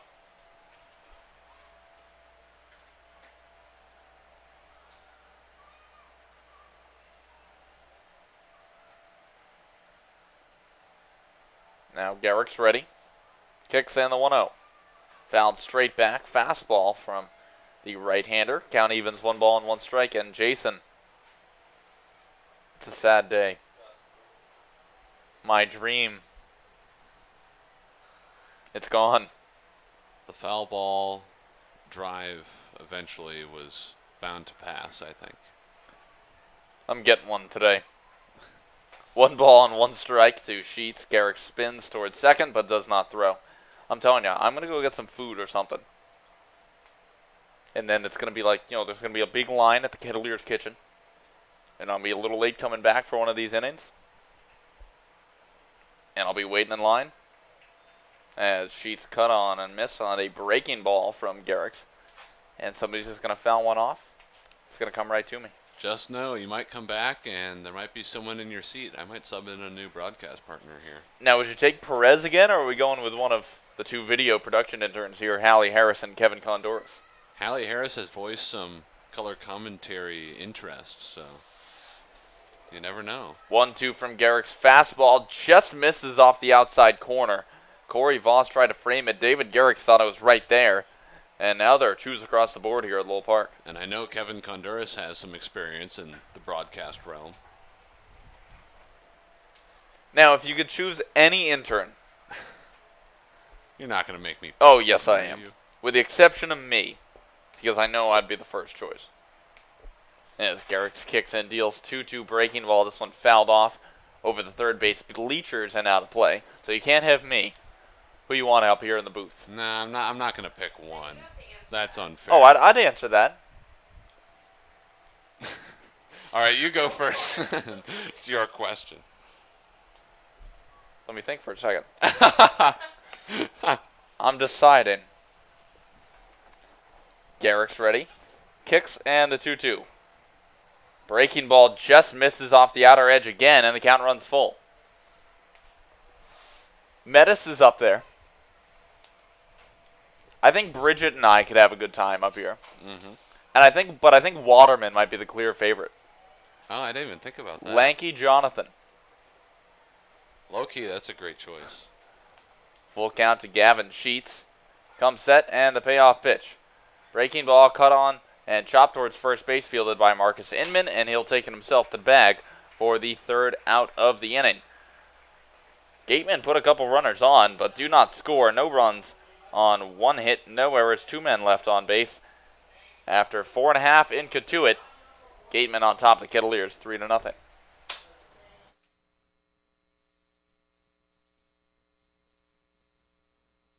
Spencer Hallett Plumbing and Heating, a family-owned business, has been providing plumbing and heating services to businesses and homeowners on Cape Cod for over 100 years.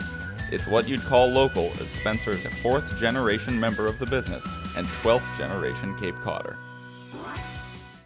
Learning at Curry College extends beyond the classroom and is embedded in all that they do. Curry prepares students to engage in successful careers and active citizenship with a global perspective. Explore undergraduate majors, minors, and concentrations, including new majors in accounting, biochemistry, and mobile application development, online at curry.edu.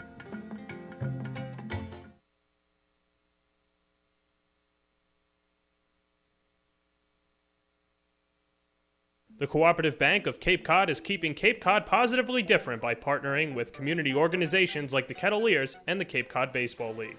With 9 convenient branches from Falmouth to Harwich and everywhere with mobile banking. Visit mycapecodbank.com to learn more. The Kettleers and Cotuit Athletic Association welcome Spencer Hallett Plumbing and Heating and the Cooperative Bank of Cape Cod as members of the exclusive Kettleers Club in 2016. Cape Cod Healthcare is the leading provider of healthcare services for residents and visitors of Cape Cod, with 2 acute care hospitals and more than 450 physicians. For more information, please visit capecodhealth.org. The Beach House Grill at Chatham Bars Inn Resort and Spa is the perfect spot for a seaside lunch or evening clamping. A proud member of leading hotels of the world. Earn a bachelor's or master's degree, complete a certificate, or take a single course through the Division of Continuing Education and Graduate Studies at Curry College. Classes run days, evenings, and weekends in Milton and Plymouth. To learn more about programs in business, criminal justice, education, nursing, and more, visit curry.edu. Cape Cod Healthcare. Expert physicians, quality hospitals, superior care. Urgent care is now available at 4 Cape Cod Healthcare locations: Hyannis, Falmouth, Sandwich, and Harwich. Open after hours and weekends, staffed by ER physicians. Expert care when you need it. Learn more at capecodhealth.org/urgent care. Do you know what that sound is? That's your new digital marketing department. And that'll be your new web designer. And that's Haibu, where these experts are joined by many more, from web designers to search marketing specialists, who work hard to get your business noticed online and on mobile. Best of all, Haibu can do it all for you, or give you the tools to do it yourself. To find out more, go to haibu.com. That's HIBU.com. Or call 855-464-HIBU. Oh, that'll be your next new customer. Haibu, made for business. New pitcher on the mound for the Wareham Gatemen, and the first pitch he throws is bunted right back to him. Nick Margevicius, lefty out of Rider University, fields and throws out Cal Stevenson for out number 1. I'm Aiden Doyle, joined alongside by Jason Doro. 3-0 the score here at Lowell Park. Kettleers trail the Wareham Gatemen in the bottom of the 5th inning, and now Corey Voss steps in, right-handed hitting catcher headed to the University of Arizona next year. You haven't answered my question yet. The intern one? Yeah, I want to know if you couldn't have me. I want someone who is an insider, someone who's there, gets all the facts, is there at every Mike Roberts interview. Metis. So I think I'm going with it. I mean, it's between Metis and Perez. I guess Matt Feldman as well, and Waterman. Waterman is someone you could get another look from because he has so much of the advanced statistics, that kind of stuff. Yeah, he's the one who Talks tells to us all the scouts. velocities and everything. I think I'd want Waterman for like a game or two, but maybe not for a whole season. Yeah. Does that make sense? No, I got you. Patrick Egan's another good one of the game day interns. He's one of those lefties, so he's always a character. You know that. Lefties are characters, if you haven't figured that out yet. 1-2 the count on Corey Voss as Majevicis. Am I pronouncing this right? I mean, we debated this, or we didn't debate it. We just went over this like 8 times before we came into this ball game. For those of you who are wondering how it's spelled, Margevicis.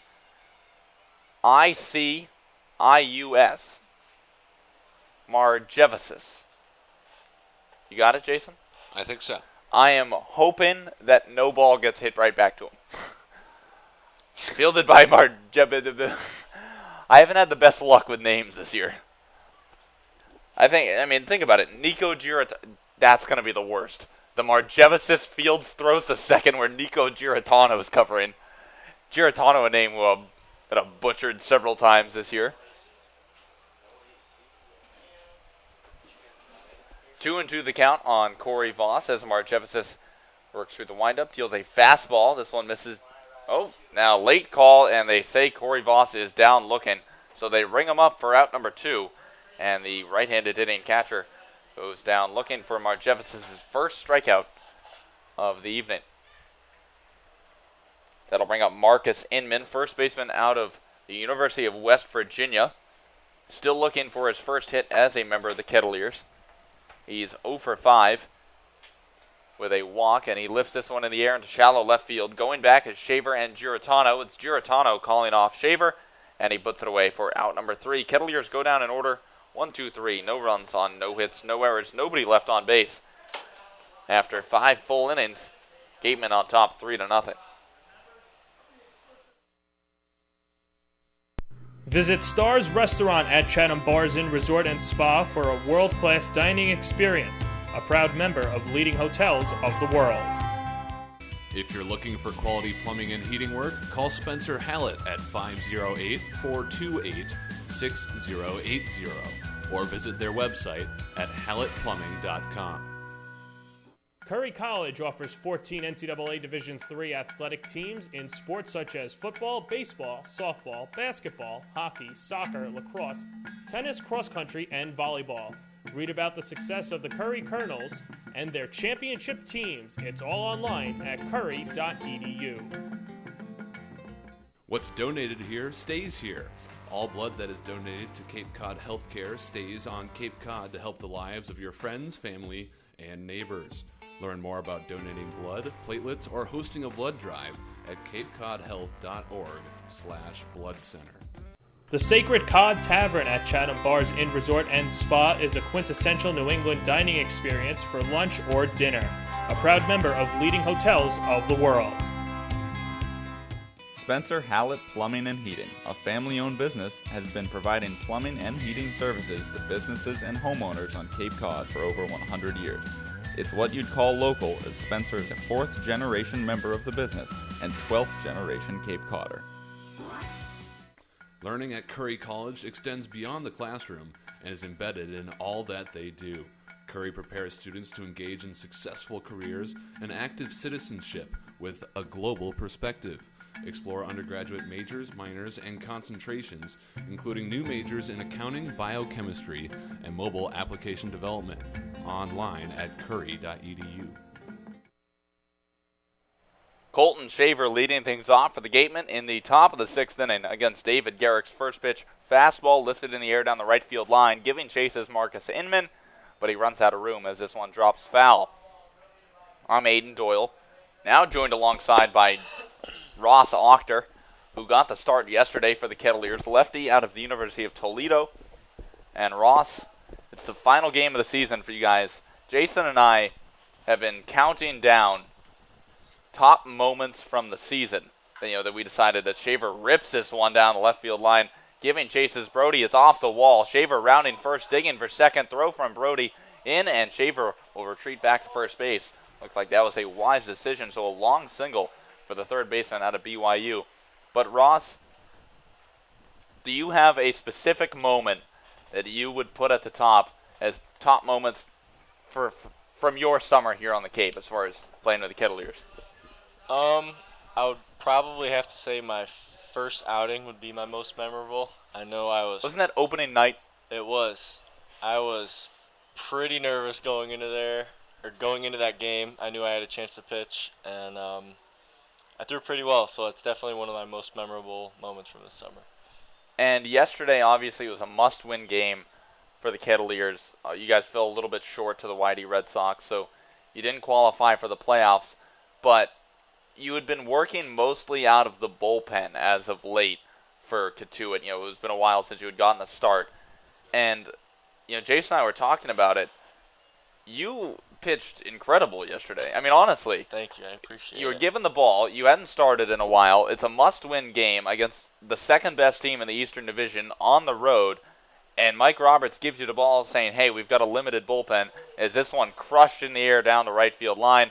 Grayson Genesta turns, and he's going to watch this one go. Alex Destino with a long home run to right field to extend the lead for the Wareham Gatemen. It is now 5-0 here at Lowell Park as Destino absolutely tattoos the ball to right field into the trees over the Gatemen bullpen for the 5th run of the night for Wareham. But getting back to what I was saying, Mike Roberts gives you the ball saying, hey, limited bullpen, we need you to go several innings tonight. And you gave them 6 innings of 4-hit ball, giving up just 1 run and struck out 3.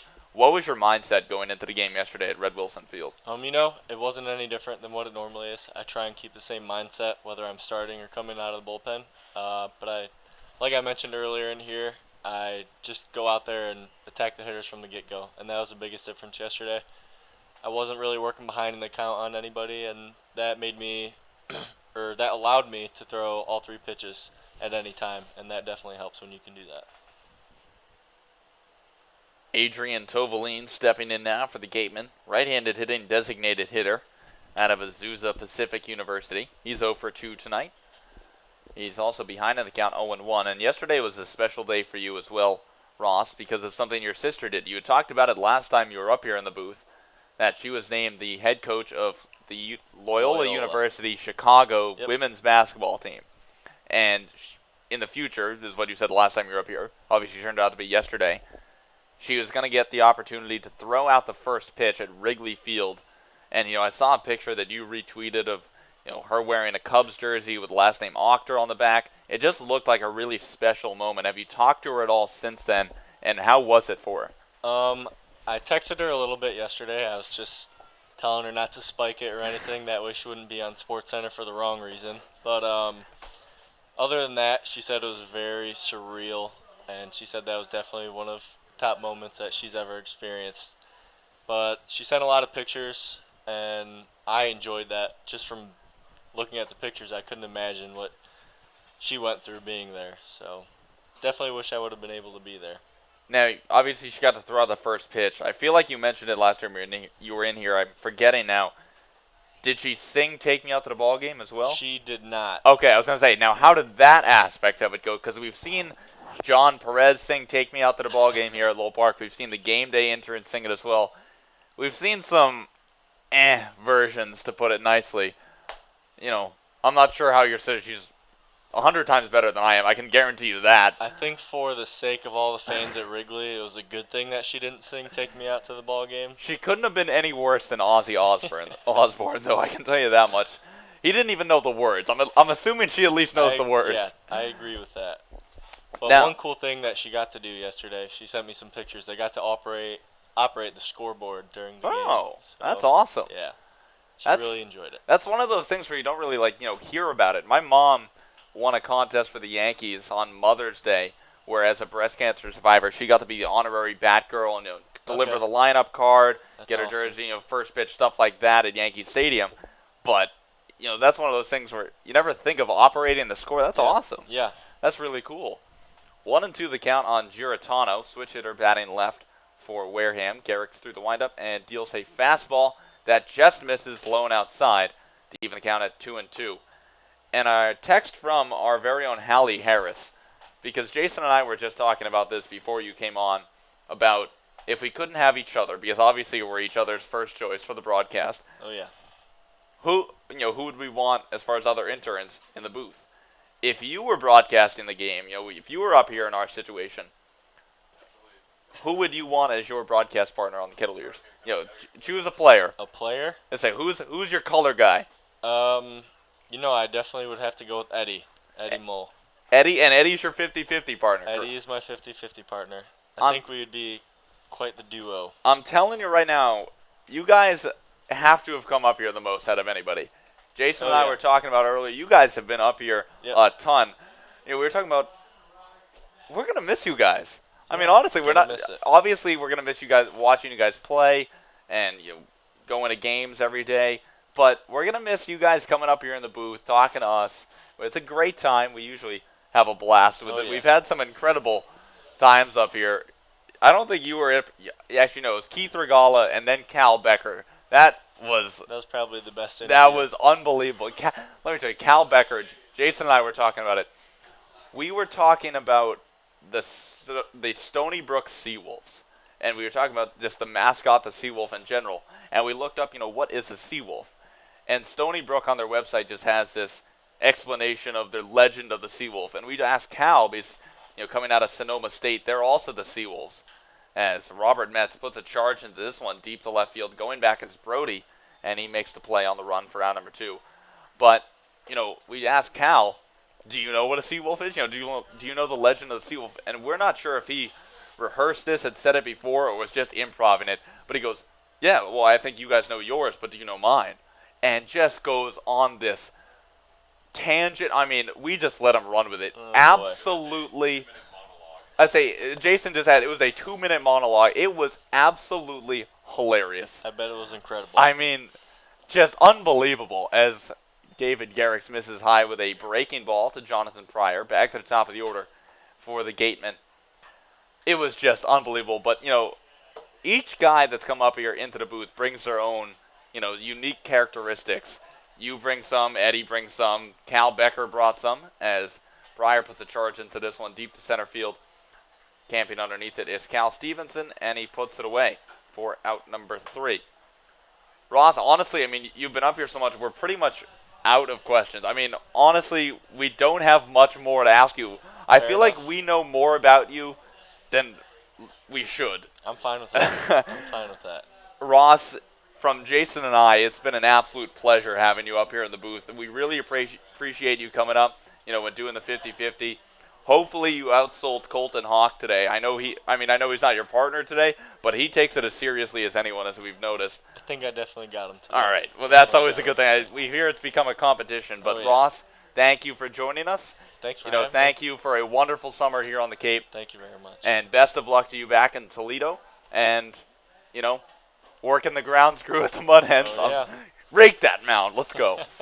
All right, Ross, thank you. Thank you, guys. As we move to the bottom of the 6th inning, 5-0 the score here at Lowell Park. Kettleers trail the Wareham Gatemen, and Wareham will once again go to the bullpen. It will be 8-9-1 due up for Cotuit. Keep it right here. You're listening to Kettleers Baseball.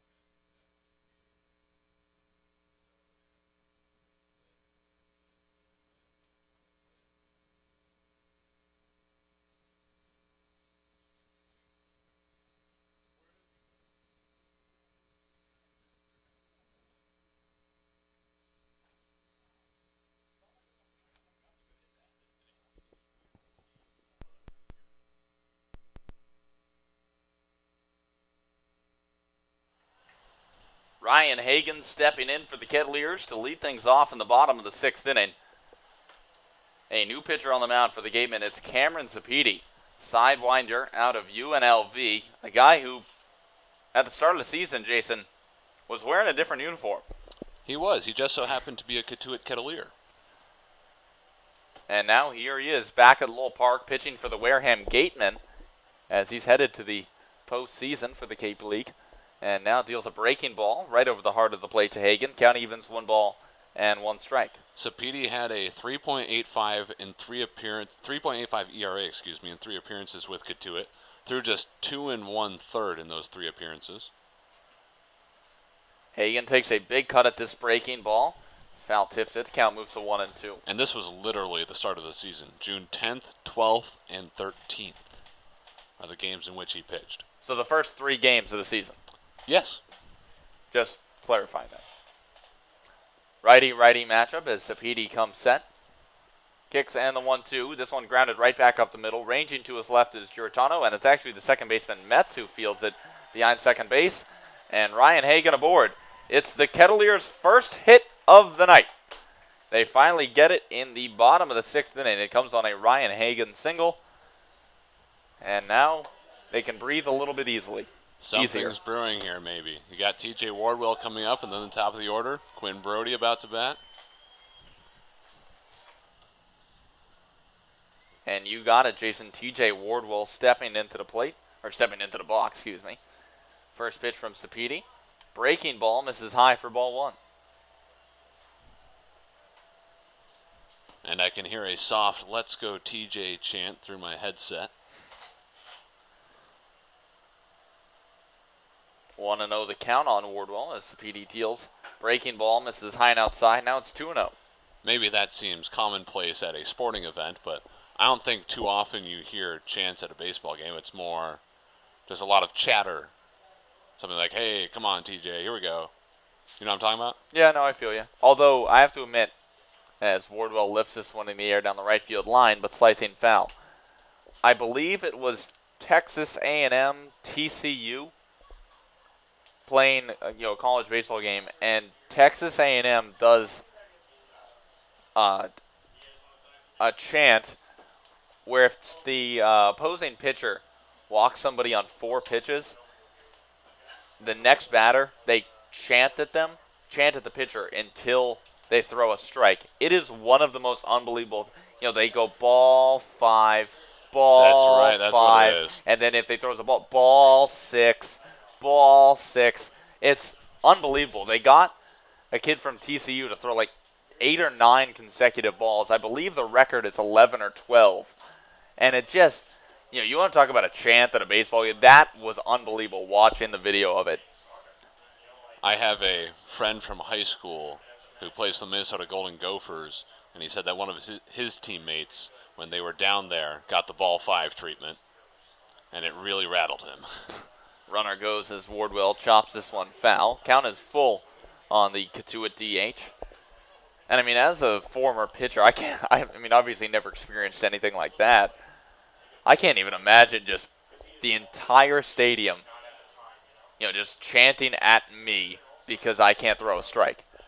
That's tough. You got to be mentally tough in order to handle that.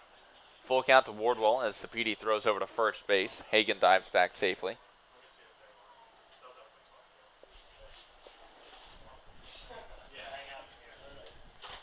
Full count, nobody down.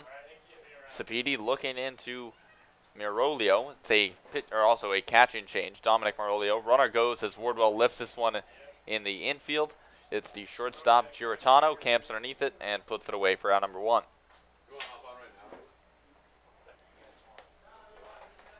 And we're actually going to be joined in the booth now by Eddie Mole. Uncle Eddie joining us in the booth. Right-hander out of George Washington. Kettleers pitcher of the year and all-star pitcher. I don't have another accolade. Good guy. I say awesome guy, just in general. Just somebody that you'd like to be around, hopefully. We've actually been talking about that. We talked about it with Ross. Jason and I talked about if we couldn't have each other as broadcast partners, who would we want to have? Ross chose you. If he could have a broadcast partner up here in the booth, if he was up here in the booth, you were his guy. Is the feeling mutual? Absolutely. I mean, Ross would be the play-by-play guy. I'd be the color commentator. That's what we said. We said Ross. We go, hey Ross, who's your color guy? He goes, without a doubt, Eddie Mole. Yep. And see, now you got it. Oh, it's a match made in heaven, Jason. We need to hand over the headsets. I mean, we could call Ross back up and be like, hey, you want to broadcast? Yeah, I mean, Ross picks me up to take me to the field every day, so we just naturally gel together all the time. This is the passenger seat right here.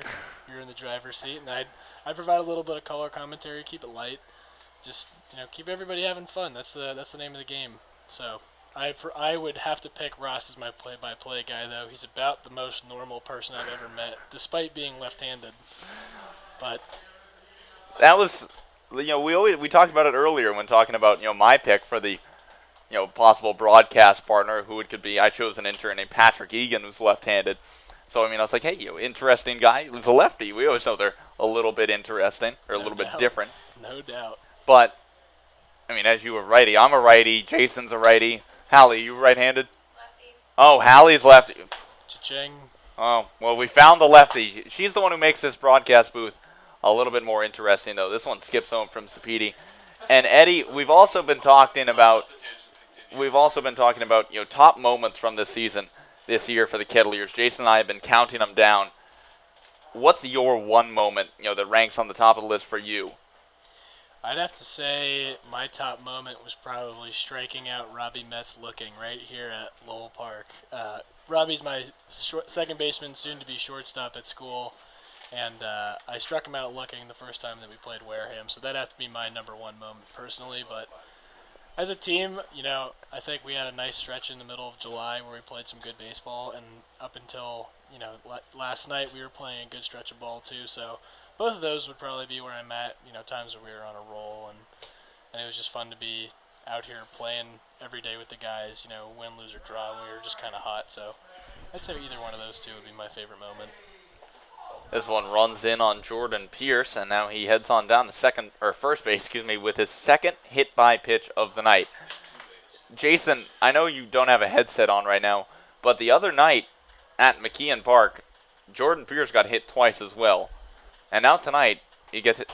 Have we seen a player get hit more than Jordan Pierce? You shake your head no, and I don't believe so. Either A.J. Balta lifts this one in the air down the left field line, but slicing foul for strike one. So, you and Ross, we talked about it also. I feel like you guys have been up in the booth with us the most out of anybody. Seems like, we got Eddie and Ross again.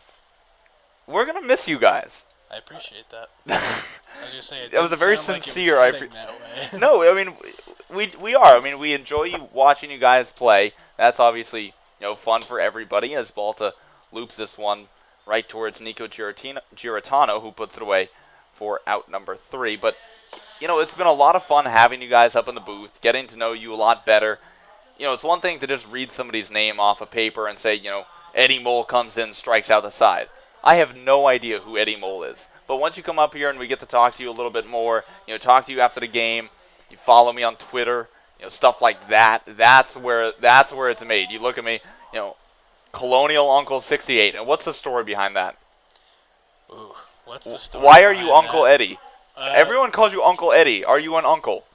No, my brother's actually 17, so luckily I'm not an uncle. I say, well, let's hope that stays that way for a while. Absolutely. Hopefully I become a dad before my brother becomes an uncle, or before I become an uncle for my brother's kids. But basically people just call me Uncle Eddie because I have kind of an interesting choice in music and musical taste that is a lot older than most 21-year-olds out there. No, I dig it. So a lot of people call me Uncle Eddie. And that the colonial part derives from GW, the Colonials. Well, that makes sense. 68, the lucky number, just naturally. So. And you'd say you have an interesting taste in music. What is it? What's your go-to? What gets you pumped up? The go-to. Ooh. Well, it depends. If for baseball, it could be a million different things. It could be any host of classic rock or Frank Sinatra, or, there's a lot of things that gets the engine revving, that's for sure. But now, those are your, just favorites. If you're sitting alone in your house and you say, I must listen to music at this very moment, those are your go-to? Absolutely. All right. Now, favorite Frank Sinatra song? It'd have to be a tie between Summer Wind and I Want to Be Around. Those are my two favorites. Interesting. Favorite classic rock song? Ooh, that's way too broad. You're going to have to narrow that one down. I don't. What's your favorite classic rock band? How about that? What's your favorite band? Ooh, that's a tough one too. Answer the question. All right, favorite classic. We've gone through this all season. Please just answer one question. Last August, actually about a year and 2 days ago, I saw Rush at the Forum in Los Angeles, and that was a killer show. So I'm not sure if they're my favorite classic rock band, but they're certainly up there, and they blew my socks off live. Did they blow your Kettleers socks off live? I actually didn't have Kettleers socks when I saw them, but hey, maybe you were like, what socks were you wearing? I don't think I was wearing any socks. Ooh, going with barefoot or flip-flops? I think flip-flops. Okay. 'Cause this was California. Yeah. Very chill, you know. No, I feel that. Somebody looked at me the other day. I forget who it was. Actually, no, it was Grayson Genista. Okay. Of course it was Grayson. We love Grayson. But, he's always poking us and, having fun with us, teasing us. I was wearing flip-flops, and he goes, what are you wearing here? Like, why are you wearing flip-flops? And I'm like, it's Cape Cod.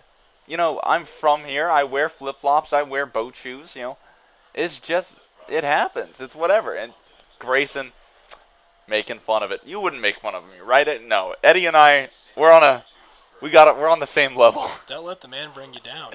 And I don't know much about Cape Cod fashion, but I would venture to guess that it's more fashionable than Kansas fashion. But Grayson can. Ooh, a shot at Kansas. Grayson can dress himself nicely from what I've seen, but I don't know. Anyone who makes fun of flip-flops is pretty low on my list. I'll say that much. Oh, we'll have to give Grayson a piece of our mind after the game. And the guy who just got the single for the Wareham Gatemen is Joey Bartosik, who is also your teammate at George Washington. You mentioned striking out Robert Metz, looking. What's it like facing these guys who you play with during your college season up here in the Cape League in summer ball? And, is it different? Do you guys, who has the advantage? Is it you knowing their tendencies, or is it them knowing your tendencies to throw certain pitches in certain situations? I'd say it probably levels itself out. They know what I throw. I know what gets them out. So it really comes down to execution either way. But it is a lot of fun, This is only my 4th or 5th career game playing against Joey and Robbie, after playing with them for so many games in 3 years at GW.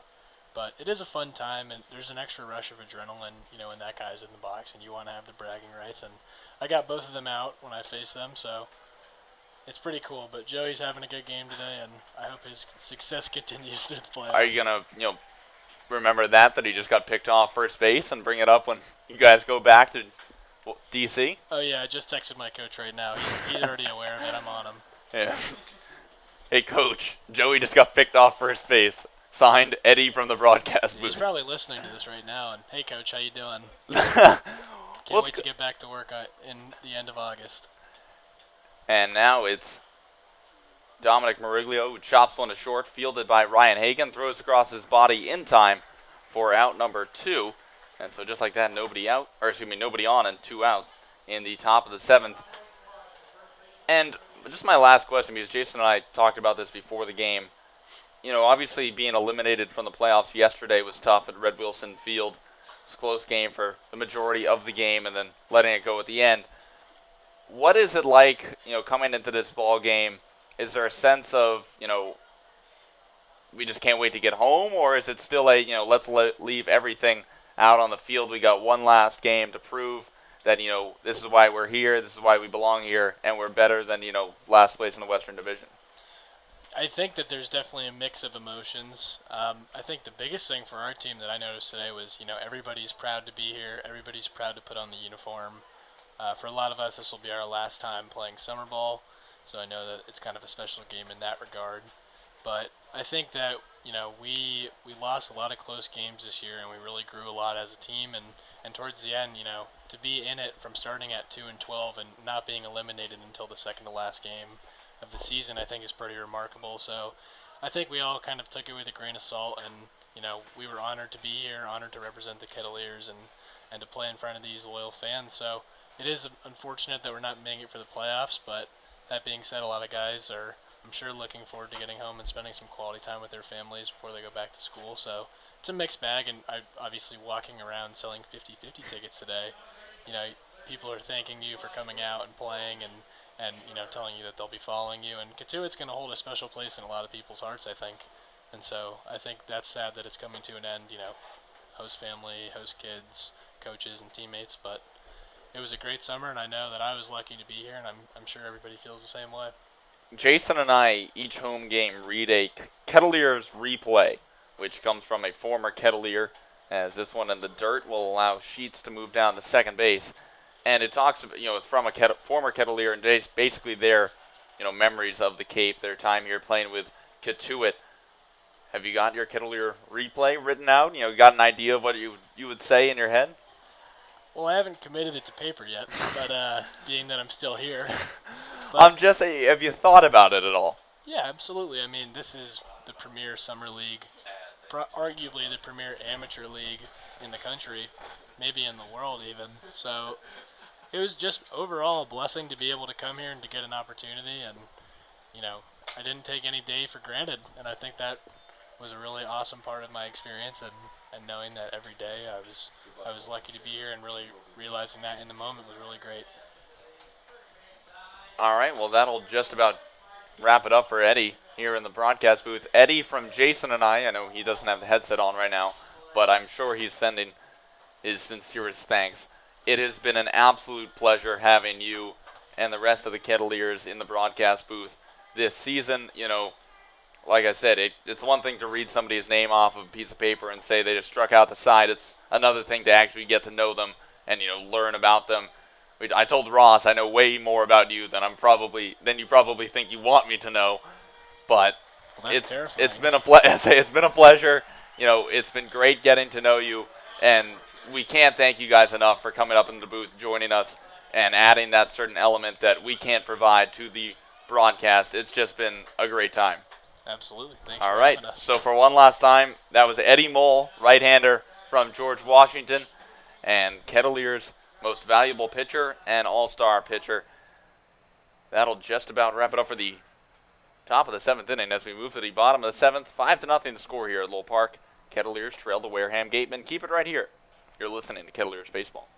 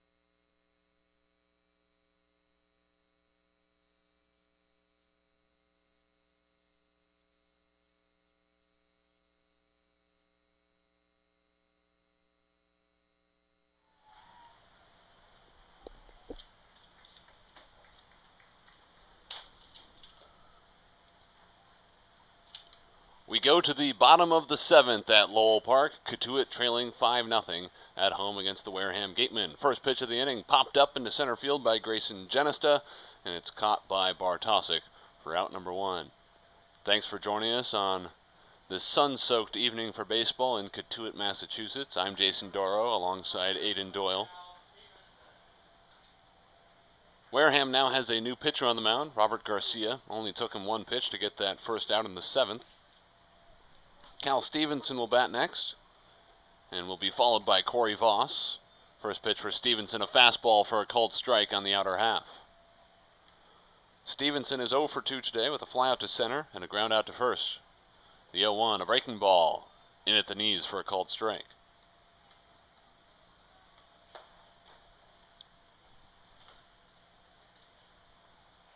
Garcia rocks the 0-2. Just off the plate, 1 ball and 2 strikes. Jason, with these player interviews, we've fallen behind in our top moments of the year. Yes, but Let's we have at least 5 half innings left. So we can do 1 in each half inning through the top of the 9th, and we'll be set. Okay, so including Or I this suppose we have 5 to the bottom of the 9th. So we need to... Excuse me. Okay, so we're good then. We are, assuming Cotuit bats in the bottom of the 9th. Yes. In any case, we'll start with July 20th. What number is Game this? at Chatham. This is number 5. Okay, I've lost track. We're halfway through. As Stevenson taps 1 foul. And this is less about the game, more about an individual, actual moment in this contest. 2-1 ball game at Chatham that Cotuit lost, but A.J. Balta made one of the plays of the season in right field. Yeah, I mean, you can't really say enough about it. A.J. Balta, we've seen him kind of become the everyday second baseman for Cotuit over the last couple weeks of the season. But there at Veterans Field, playing right field, going back at a short porch in Chatham, robs a home run. One, to be able to leap, time the leap, make the catch, above the fence, is one thing. Then, as he's coming down, falls onto the ground, like onto his back, and is able to hang on to it. You can break it down into 2 separate parts.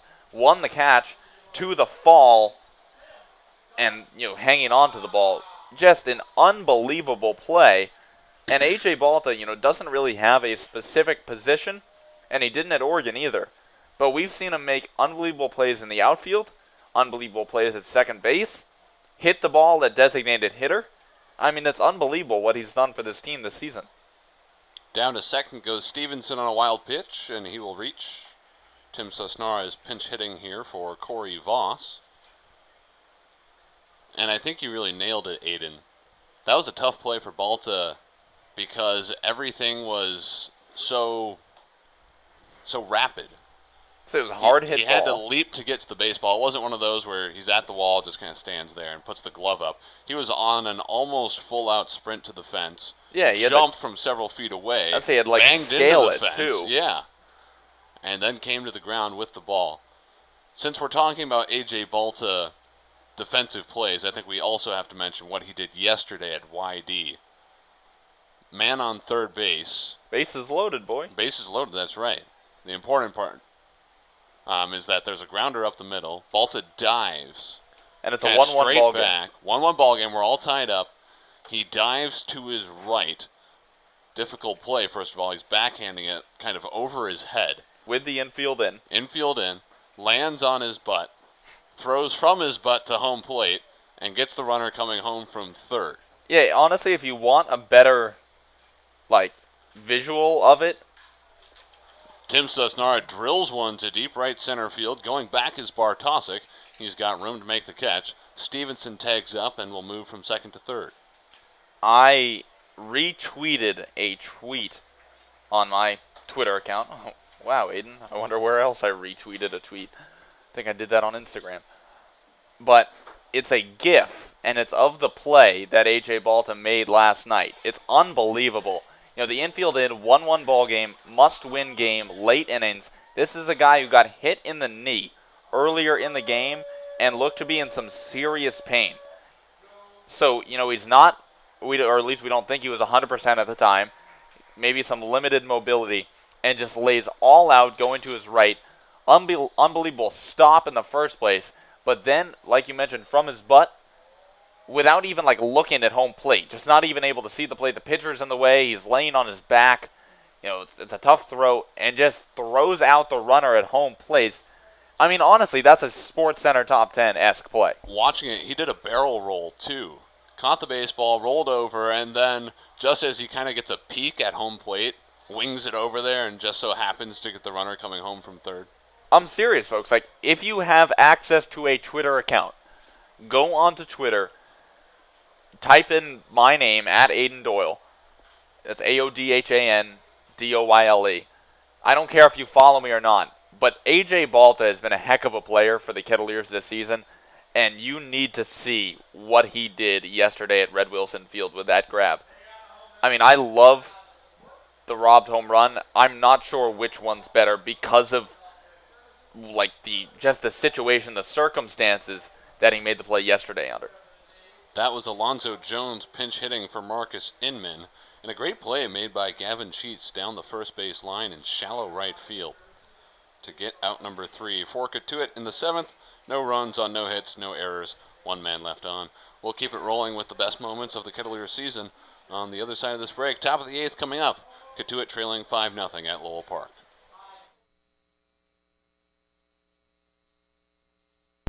Cape Cod Healthcare. Expert physicians, quality hospitals, superior care. Urgent care is now available at 4 Cape Cod Healthcare locations: Hyannis, Falmouth, Sandwich, and Harwich. Open after hours and weekends, staffed by ER physicians. Expert care when you need it. Learn more at capecodhealth.org/urgent care. Do you know what that sound is? That's your new digital marketing department. And that'll be your new web designer. And that's Haibu, where these experts are joined by many more, from web designers to search marketing specialists, who work hard to get your business noticed online and on mobile.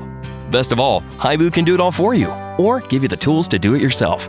To find out more, go to haibu.com. That's HIBU.com. Or call 855-464-HIBU.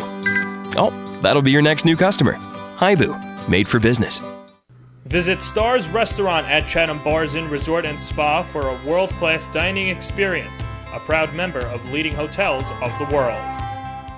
If you're looking for quality plumbing and heating work, call Spencer Hallett at 508-428-6080 or visit their website at hallettplumbing.com.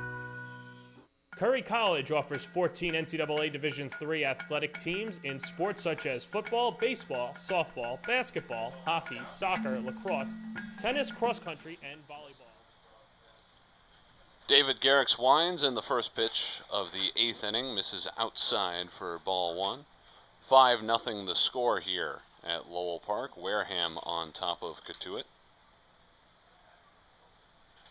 Wareham has a pinch hitter in. It's Ezekiel Sanchez, having replaced Alex Destino. This pitch is called for a strike. The count 1-1.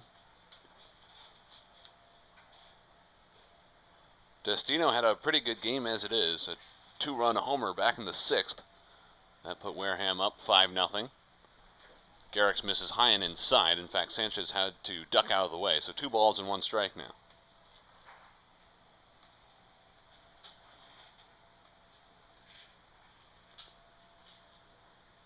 Two-one, misses low and outside. 3 balls, 1 strike. Some defensive changes for Cotuit. Corey Voss out. Tim Susnara in behind home plate. Marcus Inman is out of the ball game, replaced at first base by Grayson Genesta, who is playing right field. And now Alonzo Jones is out there in right. 3-1 misses low. A 5-pitch walk for Ezekiel Sanchez to start off the 8th.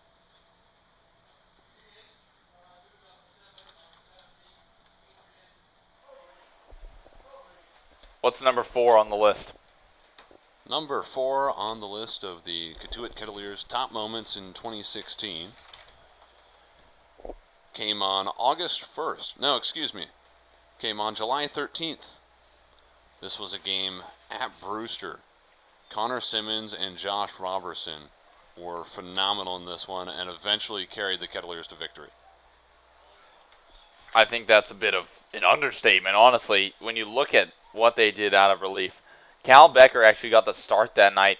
2 2/3, 2 hits, 1 run, 2 strikeouts, close ball game. Brewster is trailing in this one, but have runners on, bases loaded. Connor Simmons comes in, inherits a bases loaded situation with 1 down. And, that's not easy at all, especially for a guy who typically pitches to contact. Simmons doesn't really blow anybody away. Comes in and strikes out Kel Johnson and Julian Infante, who goes to Vanderbilt, for the last 2 outs of the inning. Just, comes in and could not have gotten out of the jam any better. Just unbelievable stuff from Connor Simmons. And then Josh Robertson. I tweeted after he came in, he didn't shut the door to that ball game.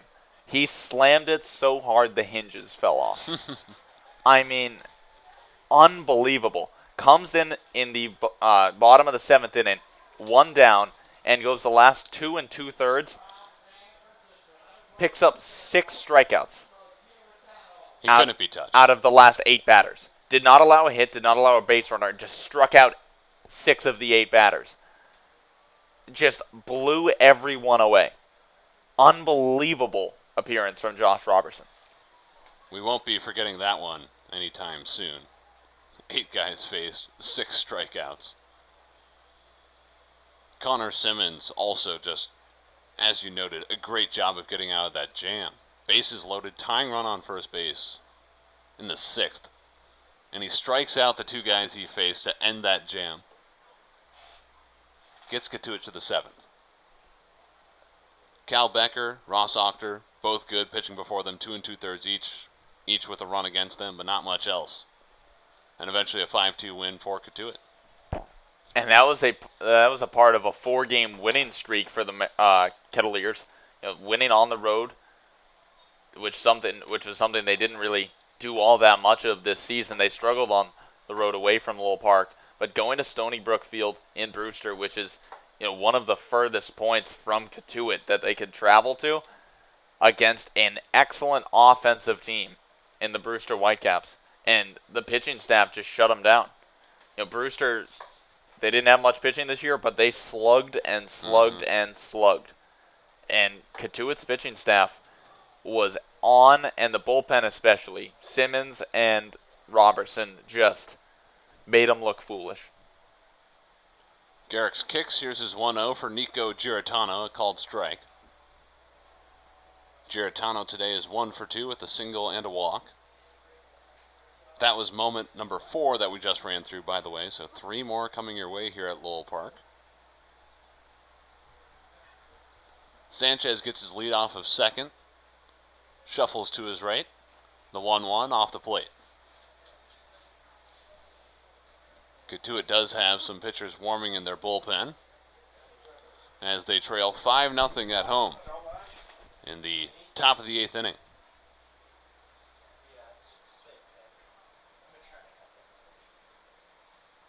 Balta playing deep in the hole on the right side. Genesta also deep at first base. Big gap between Pierce and Hagen on the left side of the infield.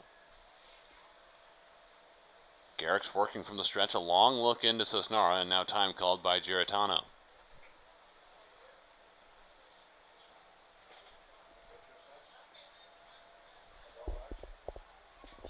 The sun now setting at Lowell Park. Took the words out of my mouth. Really getting across the field, even with that 4:30 p.m. first pitch. Say it's not even 7 o'clock yet. It's not even 6:45 yet, and the sun's fading behind the trees.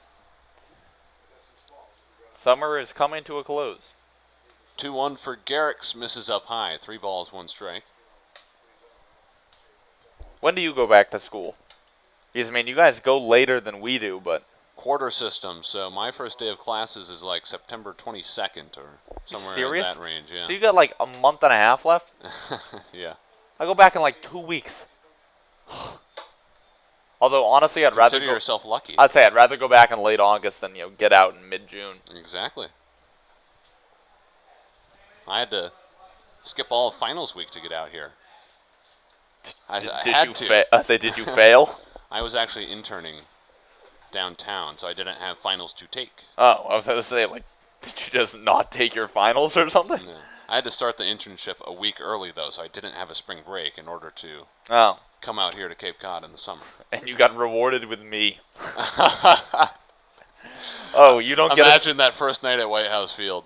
I say, you don't get a spring break, you get Aiden Doyle for 44 games. 1 down in the 8th. Men on first and second now. Giratano and Sanchez aboard. Robbie Metz batting. And now Mike Roberts will slowly walk out to the pitcher's mound.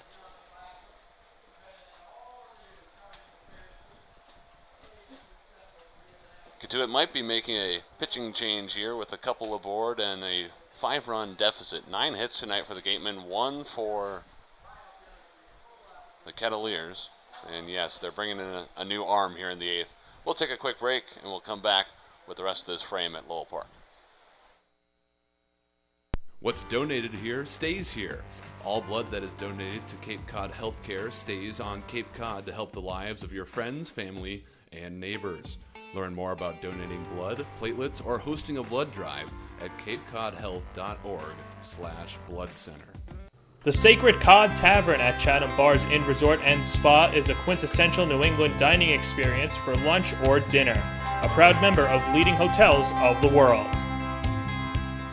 Spencer Hallett Plumbing and Heating, a family-owned business, has been providing plumbing and heating services to businesses and homeowners on Cape Cod for over 100 years. It's what you'd call local, as Spencer is a 4th-generation member of the business and 12th-generation Cape Codder. Learning at Curry College extends beyond the classroom and is embedded in all that they do. Curry prepares students to engage in successful careers and active citizenship with a global perspective. Explore undergraduate majors, minors, and concentrations, including new majors in accounting, biochemistry, and mobile application development, online at curry.edu.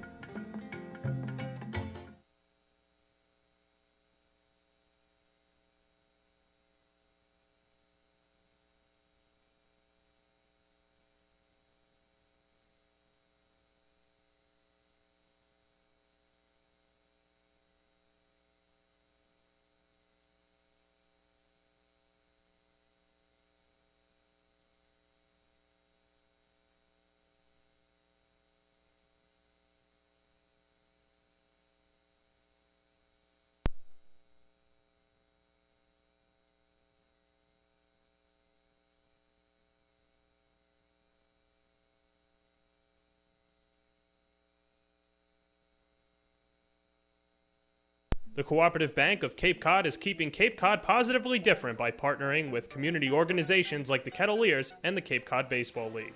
With 9 convenient branches from Falmouth to Harwich and everywhere with mobile banking. Visit mycapecodbank.com to learn more. The Kettleers and Cotuit Athletic Association welcome Spencer Hallett Plumbing and Heating and the Cooperative Bank of Cape Cod as members of the exclusive Kettleers Club in 2016. Jackson Klein will pitch for the Cotuit Kettleers in the 8th inning. Mike Roberts tabbing on one of his outfielders from the Stanford Cardinal to take the mound here. Klein has towed the rubber previously for Cotuit this summer. It's not unheard of for the Kettleers. 2 men on for Wareham with 1 down in the 8th. Robbie Metz chops one down the third base line, but foul.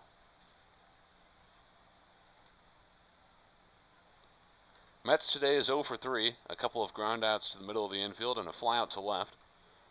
Men on first and second for Wareham here. Sanchez on second after a leadoff walk. Giartano on first base. He walked as well. David Garrix was the right-handed hurler who Roberts just pulled. Klein's 0-1 now. Fastball outside, 1 ball and 1 strike. Klein has good velocity for a guy who isn't usually on the mound. 88 miles per hour with that last fastball. Klein was actually drafted, though, as a pitcher, not a position player, by the Phillies, but it decided to return to Stanford University, where he hopes to actually get drafted as a position player. So, I mean, it's not like he's new to pitching, or I don't want to say new to pitching, but, you know, it's not like he doesn't know what he's doing out there. Phillies obviously saw something they liked in his arm, saw something they could project as a future reliever, or possibly even a starter. But he wants to try and make it as a position player. But this is, I believe, his 2nd time being used as a pitcher this year? 3rd time, actually. 3rd time, okay. Breaking ball, fouled off. He threw on July 3rd against Falmouth, 2/3 of an inning then, and then another 1/3 of an inning against YD on July 21st. Okay, I remember the 2/3, I believe. Forgot about the... It was a bit longer. 2 runs, both of them earned 2 hits. YD just 1/3, got the guy out.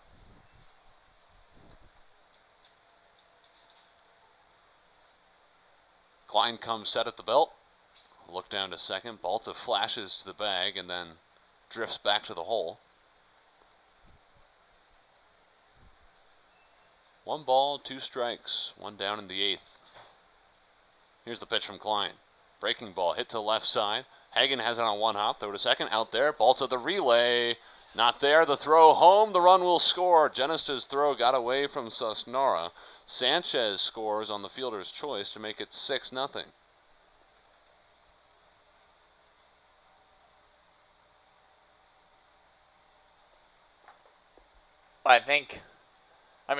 The first half of that was, fine. Ground ball to Hagen does a nice job getting the throw accurately to second base for Balta, and obviously Balta trying to turn 2 there. Mets with pretty good speed out of the 9 spot, safe at first base. There's nothing wrong with that. Just beat it out. But then the throw from Genista just released it a little bit too early. It sailed away from Sosnara, went to the backstop, and that allowed another run to come home. Top of the order now at Jonathan Pryor. He swings at the first pitch. Pop up down the third base line. Well out of play. 0-1 the count. Pryor is 1 for 3 today. A walk, a single, a run scored, as well as a ground out to second and a fly out to center. Klein kicks his 0-1. Popped up, straight behind the mound. Ryan Hagen moving onto the infield grass. He makes the grab, and that's it. In the top of the 8th. 1 run for Wareham. It comes on no hits, 1 error. 1 man left on. We go to the bottom of the 8th now. Cotuit trailing 6-0 at home against the Wareham Gatemen. Cape Cod Healthcare is the leading provider of healthcare services for residents and visitors of Cape Cod, with 2 acute care hospitals and more than 450 physicians. For more information, please visit capecodhealth.org. The Beach House Grill at Chatham Bars Inn Resort and Spa is the perfect spot for a seaside lunch or evening clamping. A proud member of leading hotels of the world. Earn a bachelor's or master's degree, complete a certificate, or take a single course through the Division of Continuing Education and Graduate Studies at Curry College. Classes run days, evenings, and weekends in Milton and Plymouth. To learn more about programs in business, criminal justice, education, nursing, and more, visit curry.edu. Cape Cod Healthcare. Expert physicians, quality hospitals, superior care. Urgent care is now available at 4 Cape Cod Healthcare locations: Hyannis, Falmouth, Sandwich, and Harwich. Open after hours and weekends, staffed by ER physicians. Expert care when you need it. Learn more at capecodhealth.org/urgent care. Do you know what that sound is? That's your new digital marketing department. And that'll be your new web designer. And that's Haibu, where these experts are joined by many more, from web designers to search marketing specialists, who work hard to get your business noticed online and on mobile. Best of all, Haibu can do it all for you, or give you the tools to do it yourself. To find out more, go to haibu.com. That's HIBU.com. Or call 855-464-HIBU. Oh, that'll be your next new customer. Haibu, made for business. Visit Stars Restaurant at Chatham Bars Inn Resort and Spa for a world-class dining experience. A proud member of leading hotels of the world. If you're looking for quality plumbing and heating work, call Spencer Hallett at 508-428-6080 or visit their website at hallettplumbing.com. Curry College offers 14 NCAA Division III athletic teams in sports such as football, baseball, softball, basketball, hockey, soccer, lacrosse, tennis, cross country, and volleyball. Read about the success of the Curry Colonels and their championship teams. It's all online at curry.edu.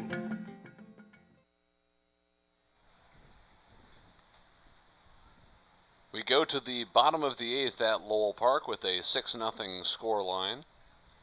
Ryan Hagen coming to the plate as Cotuit trails the Wareham Gatemen. 8-9 and 1 due up. TJ Wardwell and Quinn Brody will follow the Cotuit shortstop against a new pitcher in Anthony Alicki. First pitch, skied to center field. Bartosik moving to his left. There's out number 1. And it looks like there's going to be a pinch hitter here in the 9 spot. Looks like Pat Dorian coming to the dish for Cotuit. Dorian replaces Wardwell, who went 0 for 2 with a strikeout looking and a pop out to short.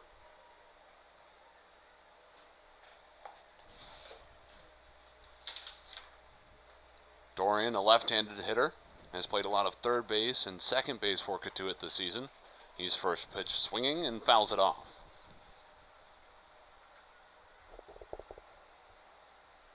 Dorian played this past season at Herkimer County Community College, but will be transferring to Lynn University. With the Kettleers, he has a 196 batting average. That coming in 29 contests. 0-1, misses off the plate. One down and the base is empty in the bottom of the 8th. We can move on now to moment number 3 in our countdown of the Kettleers' best moments / plays from 2016. 1-1 cut on and missed by Dorian. Number 3 came on July 10th. This was a game that went back and forth, really came down to the wire, and Cotuit's stellar defensive play ended up being the difference. They throw out 3 men between third and home, including Cal Stevenson nailing a runner at the plate after a fly ball to center, and they eventually beat the Hyannis Harbor Hawks 2-1. Dorian grounds out to second for out number 2. And when he threw the runner out, we called it possibly, I believe it was Chris Cullen who they threw out at home plate to end the 8th inning. You know, possibly the tying run in the bottom of the 8th inning for a team that had been struggling offensively. We called it possibly the biggest play of the season for the Kettleers. I mean, it was that big. It was a huge momentum booster. It was the first win in that 4-game winning streak. July that was 10th at McKeon Park. Think about it. Kettleers won June 29th against Chatham. Won 2 straight, then lost at Wareham, then beat Falmouth, then lost at Falmouth, then won 2 straight, then tied 1, lost 1, and then won 4 straight. So they're playing great baseball. This is where that, momentum started to carry into the later part of the season and gave that hope that, this is a team that's making noise right now. This is a team that, is pushing forward, trending upwards. Let's see if it'll continue. And it did. They won the next 3 straight. And it honestly, you could say that play, Cal Stevenson throwing out Chris Cullen at home plate, sparked that and led to that little run. Brody just grounded out to second, which ends the 8th inning. Surprise, surprise, though. Quinn Brody in that game against Hyannis, 3 for 4, a leadoff home run that put Cotuit up 1-0. He also scored in the 8th, so he accounted for both of Cotuit's runs. Surprise, surprise. Some things never change. Quinn Brody always producing for Cotuit this season. Death, taxes, and Quinn Brody. We'll take a quick break here as we head to the 9th at Lowell Park. Cotuit down by a score of 6-0 against the Wareham Gatemen. We'll be right back. What's donated here stays here. All blood that is donated to Cape Cod Healthcare stays on Cape Cod to help the lives of your friends, family, and neighbors. Learn more about donating blood, platelets, or hosting a blood drive at capecodhealth.org/blood center. The Sacred Cod Tavern at Chatham Bars Inn Resort and Spa is a quintessential New England dining experience for lunch or dinner. A proud member of leading hotels of the world. Spencer Hallett Plumbing and Heating, a family-owned business, has been providing plumbing and heating services to businesses and homeowners on Cape Cod for over 100 years. It's what you'd call local, as Spencer is a 4th-generation member of the business and 12th-generation Cape Codder. Learning at Curry College extends beyond the classroom and is embedded in all that they do. Curry prepares students to engage in successful careers and active citizenship with a global perspective. Explore undergraduate majors, minors, and concentrations, including new majors in accounting, biochemistry, and mobile application development, online at curry.edu.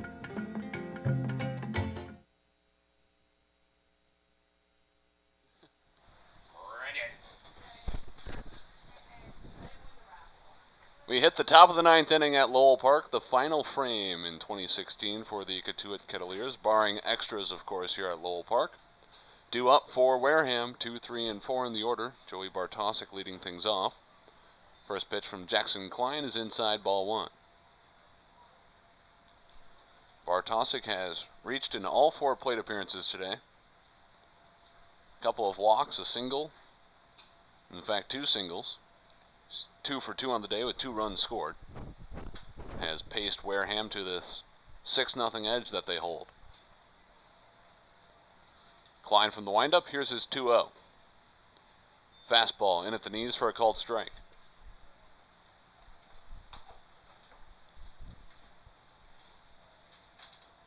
Kettleers playing deep all around here. 9 hits for the Gatemen. They've hit the baseball well today. While Cotuit has just the 1 hit, 2 errors in the field. 2 balls and 2 strikes after Bartosik chases a pitch high.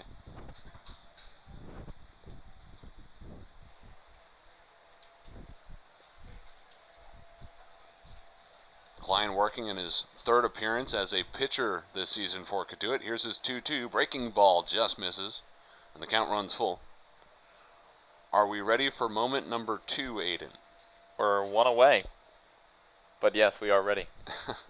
July 3rd. A game against Falmouth here at Lowell Park as Klein throws the payoff pitch. It's hit deep down the left field line, all the way to the fence. And it looks like Brody has hauled this one in. Of course he has. He's Quinn Brody. I couldn't see. There's too much wire in front of me, and once I hear the cheers from the third base line, seems pretty safe to assume Quinn Brody makes the grab out there. But yes, let's get to moment number 2. Yes, July 3rd, game against Falmouth here at Lowell Park, a 9-4 win for Cotuit, and they absolutely exploded offensively. Back-to-back innings with back-to-back jacks. I remember broadcasting this game and being like, I feel like I'm on the Oprah show right now. Everyone gets a home run. You know, you get a home run, you get a home run, you get a home run, everybody gets a home run. It was unbelievable. You know, this is a team that doesn't hit for a ton of power. I mean, they have powerful hitters, but it doesn't always work out like that. And they just exploded against the Commodores. Corey Voss started things off, leading off the bottom of the 3rd inning with a solo shot to right center field. Then A.J. Balta came up and drilled a homer to right. This ball looped into right field. Alonzo Jones under it.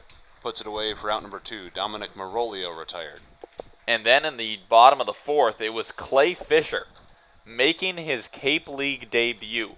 Gets up for his second at-bat. He only singled in the 3rd. You know, just a single and a stolen base and a run scored. None of that. None of the fun stuff. Gets up in the bottom of the 4th, bases loaded, and hits it out to left field. What a way to introduce yourself to the Cape League. Going 2 for 2 in your first 2 at-bats, hitting a grand slam in your second at-bat, and then the next batter, Grayson Genesta, back to the top of the order for Cotuit, he puts one out deep to right field. It was like, what is going on here at Lowell Park? Just unlike anything we had seen, not only just from the Kettleers, but from any team this season. Had we seen anything close to that, as far as, just a homer outburst like that?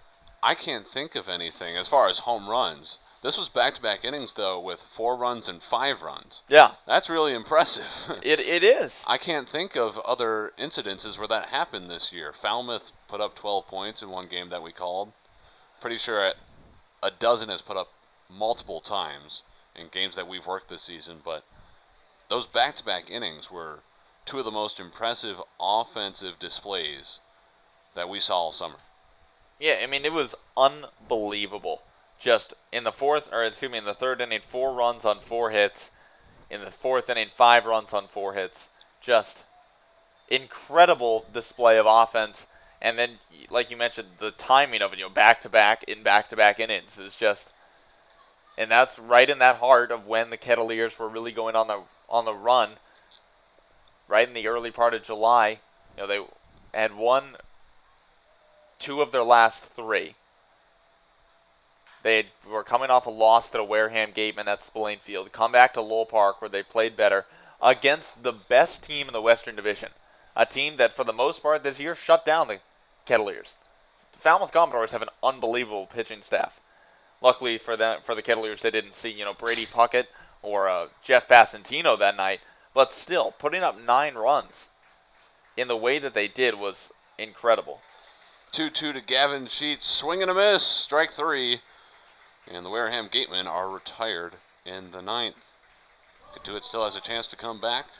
They trail 6-0 as we head to the final frame We'll be right back after this short break.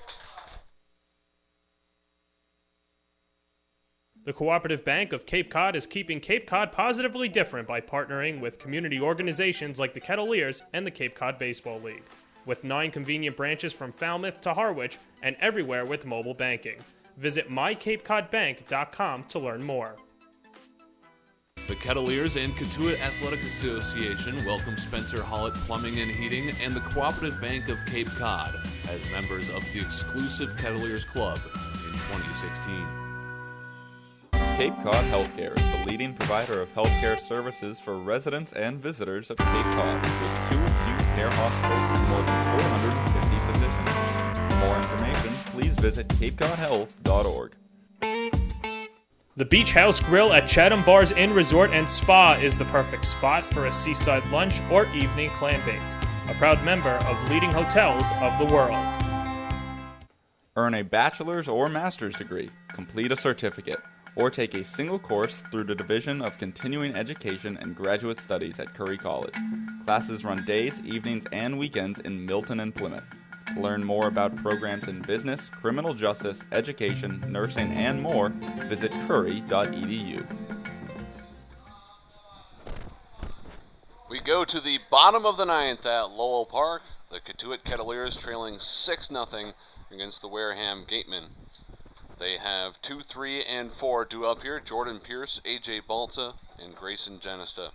Thanks for joining us for this final game of the 2016 season. I'm Jason Doro alongside Aiden Doyle. This pitch misses low. 1-0 to start off the bottom of the 9th for Pierce, who is 0 for 1 on the day. He's reached twice on hit by pitches. 1-0 delivery from Alicki. This one hit into right center field, and it's down. The second hit of the ball game for Cotuit. Pierce with a long round of first base, but he'll stay there with a leadoff single. And Pierce, a guy who's been seeing the ball a lot better lately over the past couple of weeks of the season. You know, tonight, yeah, he's 0 for 1, and he's been up 3 times, but we haven't seen him. He hasn't been able to take a big cut at a ball. He's been hit twice. There, you know, Kettleers only with 1 hit in the game. Finally, Jordan Pierce gets a pitch to hit, and he drives it out towards right center field. Now it's AJ Balta, another left-handed hitter. He's 0 for 3 this evening. 3 pop-outs. Lines the first pitch straight back into the backstop, strike 1. If we didn't have that backstop there and the windows weren't here, that's a foul ball right to me. You just drop your head. Oh my God, he's talking about it again. It is your last chance, so I can't stop you. 0-1 offering. Balta checks his swing. Pitch is just called for a strike, 0-2. Are you ready for our number 1 moment? I think I'm ready. I know what it is, so I think I'm ready. That's true. It's not like I'm surprising you. Probably not surprising the folks at home either. July 15th in a game at White House Field against the Harwich Mariners, a game that went to extra innings. It was scoreless until the 11th. AJ Balta here at Lowell Park, it's a deep fly to center field. It's caught by Bartosik, and there's 1 away. Went to the 11th inning until finally that scoreless tie was snapped by Tim Susnara, who has delivered for Cotuit time and time again, and eventually the Kettleers won 2-0. I don't think I've ever gone or gotten as excited or gotten as into a call as I did with Tim Susnara's single there to center field in the 11th inning. You know, this is a situation where the Kettleers are playing great baseball. They've won 3 straight. They just have an off day. They're going to Harwich, a team that if they give up 2 runs, it's a bad night for them. I mean, think about that. Their pitching staff, on average, gives up fewer than 2 runs per game. So you know runs are going to be at a premium. You know you're going to need a great start from your guy in Colton Hawk, and that's who the Kettleers throw out there. 6 innings, 5 hits, shutout ball, 4 Ks. Taylor Lehman with 2 2/3 of shutout ball. Ryan Rigby, shutout ball at the end. He went 2 1/3, giving up just 1 hit. But Tim Susnara, we call him the mailman because he always delivers. Singles to center, just good baseball. You know, Quinn Brody, of course, leads it off with a single. Klein bunts him over to second. Then Cal Stevenson, you know, grounds it right back to the pitcher, and Tim Susnora just ripped one right back up the middle with 2 down. Think about that. 2 down, 2 strikes. Down to their last, well, not down to their last strike, but a big spot. You don't know how many more opportunities, if any, you're going to get in this game. And Tim Susnora came through in the clutch. That was, in my opinion, the high point of the season for the Kettleers. I mean, they were riding high, winners of 4 straight now. Obviously, after that, they went on a skid, losing 5 straight. But, I mean, after that game, it really... Mike Roberts said that was as good a Cape League game as anyone will ever watch. It was that good, back and forth. 0-0, just flew through it. And Tim Susnara, when the Kettleers needed him most, he delivered. Defense and pitching owned the night, but eventually, yes, it was Susnara's bat that came through. And the inning didn't end there. Jason DeLay with a double, Pat Dorian with an RBI single that scored Susnara that made it 2-0. Genesta grounds one to second base, throw to first, and he is retired for the second out of the frame. Cotuit down to their final out here at Lowell Park. But I think you really nailed it when you said this was the peak of the season. This was the high point from June 29th to July 15th. This game was on July 15th, by the way. They went 9-3-1. Perhaps the best team in the Cape during that stretch. After that, things went off the rails a little bit as they lost a handful in a row. But at that point, they were playing amazing baseball. Cal Stevenson bats now, swings at the first pitch, fouls it off for strike 1. Do you have a top intern moment from the year? Top intern moment. Really gonna have to ponder that one.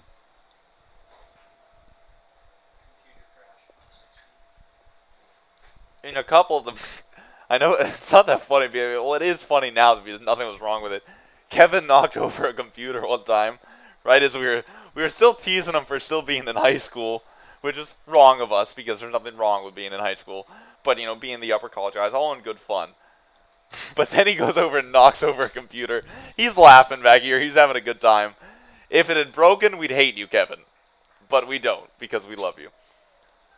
But you did still knock over a computer. Cotuit down to their final strike. That's up there. Backdoor breaking ball, called strike 3, and that's it. Wareham puts a bow on the Cotuit Kettleers 2016 season as the Gatemen top the Kettleers by a score of 6-0 at Lowell Park. With the loss, Cotuit will finish 2016 with a record of 15-28-1. Wareham moves to 25-15-4 with victory. They'll move on to the Cape Cod Baseball League playoffs, while Cotuit will pack things up for the summer. Aiden, looking back on the last couple months, what really stands out in your mind? I think it's honestly just getting to know everybody. I've grown up around this league. I've been a bat boy, a fan, a host brother. Basically everything you can imagine except for a player or a coach. Now I can check off broadcaster. And never really before, with the exception of, being a host brother to some guys, have I gotten to know any players or, gotten to know any interns. Now, I can go up and we talked to Eddie Mole and Ross Octor. Hey, Eddie. Hey, Ross. Hey, Grayson. Hey, Matt. Hey, Josh. Hey, Alec. The list goes on.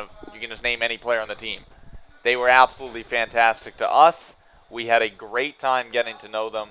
And, following each other on Twitter, following each other on Instagram, whatever it may be, that's the joys of the 21st century is that typically these guys, playing summer ball in the past they'd only see each other when their teams come and play each other, if at all, or maybe someday in the big leagues. Now with technology and social media, everyone can stay in touch, but it's just been, it was weird at first, like, wow, now I'm the same age as these players. Like, growing up, I was always the little kid around the big guys who were so much bigger than me that it was unbelievable. And I'm like, now I'm bigger than them? Like, I'm 6'3", I'm taller than a lot of them. I'm 6'3", and I'm 19 years old, so some of these kids are even younger than me. It just blew my mind, but actually getting to know them, like, on that personal level, seeing them not only as just, like, the Cape League players, the best college players in the country, but hey, there's a kid my age. Like, I could have grown up with that kid, and, the only difference is he lived in a different state. But it was unbelievable. And then, obviously, getting to know the rest of the interns. Hallie Harris was as good a video producer, as good a cookie maker, as good a fellow cake buyer, as good a person as we could have had back here in the booth. Kevin, you knocked over a computer. Oh, he's out in the booth. We still love Kevin. He didn't hear me. Maybe he did. I don't know. He was out in the hallway. But Kevin was great. John Perez, Matt Feldman, John Mettis, Jonathan Waterman, Abby Souza, Bridget Reck, Patrick Egan, Seth Campbell. They were all fantastic. You couldn't have asked for a better group of interns. And one name I didn't mention there, bud. Do I have to stand up? No, come here. We just hugged. It was a beautiful moment here in the Lowell Park press box. Jason, it has been an absolute pleasure. Coming here to the Cape, I did not have much experience at all doing not only play-by-play of any kind, well, play-by-play of baseball, but play-by-play of any kind. I was more of just, like analyst type stuff. And so I was a little nervous coming in, and the first game, you gave me the 6 innings, and I think the first 3 innings of that were as bad of play-by-play as you were going to ever hear from anyone ever. And then I listened to you, and you're like, wow, he's actually really good.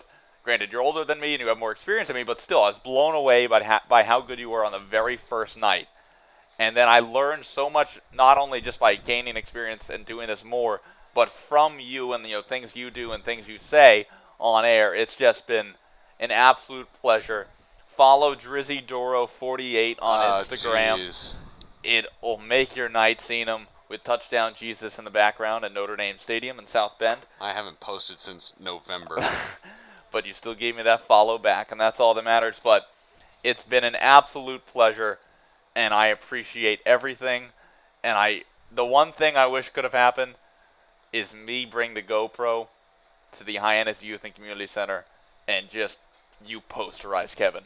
Just posterize him. My one wish was that you would have caught a foul ball, but, that would have been cool, too. Don't talk about that. I'm going to have nightmares about not catching foul balls now. Well, I think you hit it on the head with most of what you said. The me being terrible part? No. The overall summary. What I was going to say is I had a little bit of a different outlook because I spent every moment with the players last summer. And so what I really appreciated this year was having a group of 20 interns who you got to go out, spend every day with, not only at the ballpark, but outside, getting to know each other, working in a professional environment, and still finding out how strong this community is in Cotuit, because it's way beyond the interns. So many other volunteers, the board of directors, they do so much work to guarantee that this organization is a well-oiled machine and that this program goes on day in and day out. It's a lot of fun to watch, and Aiden, I reciprocate everything you said. It was an absolute joy to call every one of these games with you. Are you and tearing I've up? learned from you. You're No. tearing up. It's a lot of talking. I told you I have the sore voice, the sore throat. Oh, yeah, sure. And the monologue here that is almost of Cal Becker level is running out of words. I think you ran out. Yeah. Some done, too. All right. Should we call it? All right. Well, for Aiden Doyle, for Hallie Harris, for our entire media team, for the entire Cotuit Kettleers organization, I'm Jason Doro signing off one more final time from Lowell Park in Cotuit. Again, our final score, 6-0. Cotuit drops this one to the Wareham Gatemen. Thank you so much for tuning in to Cotuit Kettleer Baseball throughout the summer of 2016. Stay golden, pony people.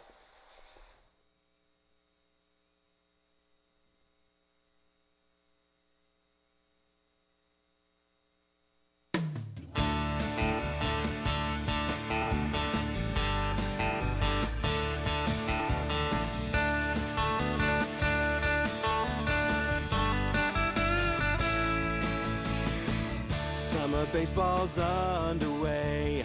People get ready for a brand new day. So grab your hat and grab your glove. We gotta cheer for the team we love. The ball's racing down the line. Come on, coach, give them a sign. The runner's waiting, he's ready to steal. The Kettleers are gonna seal the deal. Hey, Cotuit, hey, hey, Cotuit. We all know that the boys can do it. Hey, Cotuit, hey, hey, Cotuit. We all know that the boys can do it. Playing baseball the Cape Cod way. Kettleers are gonna win today.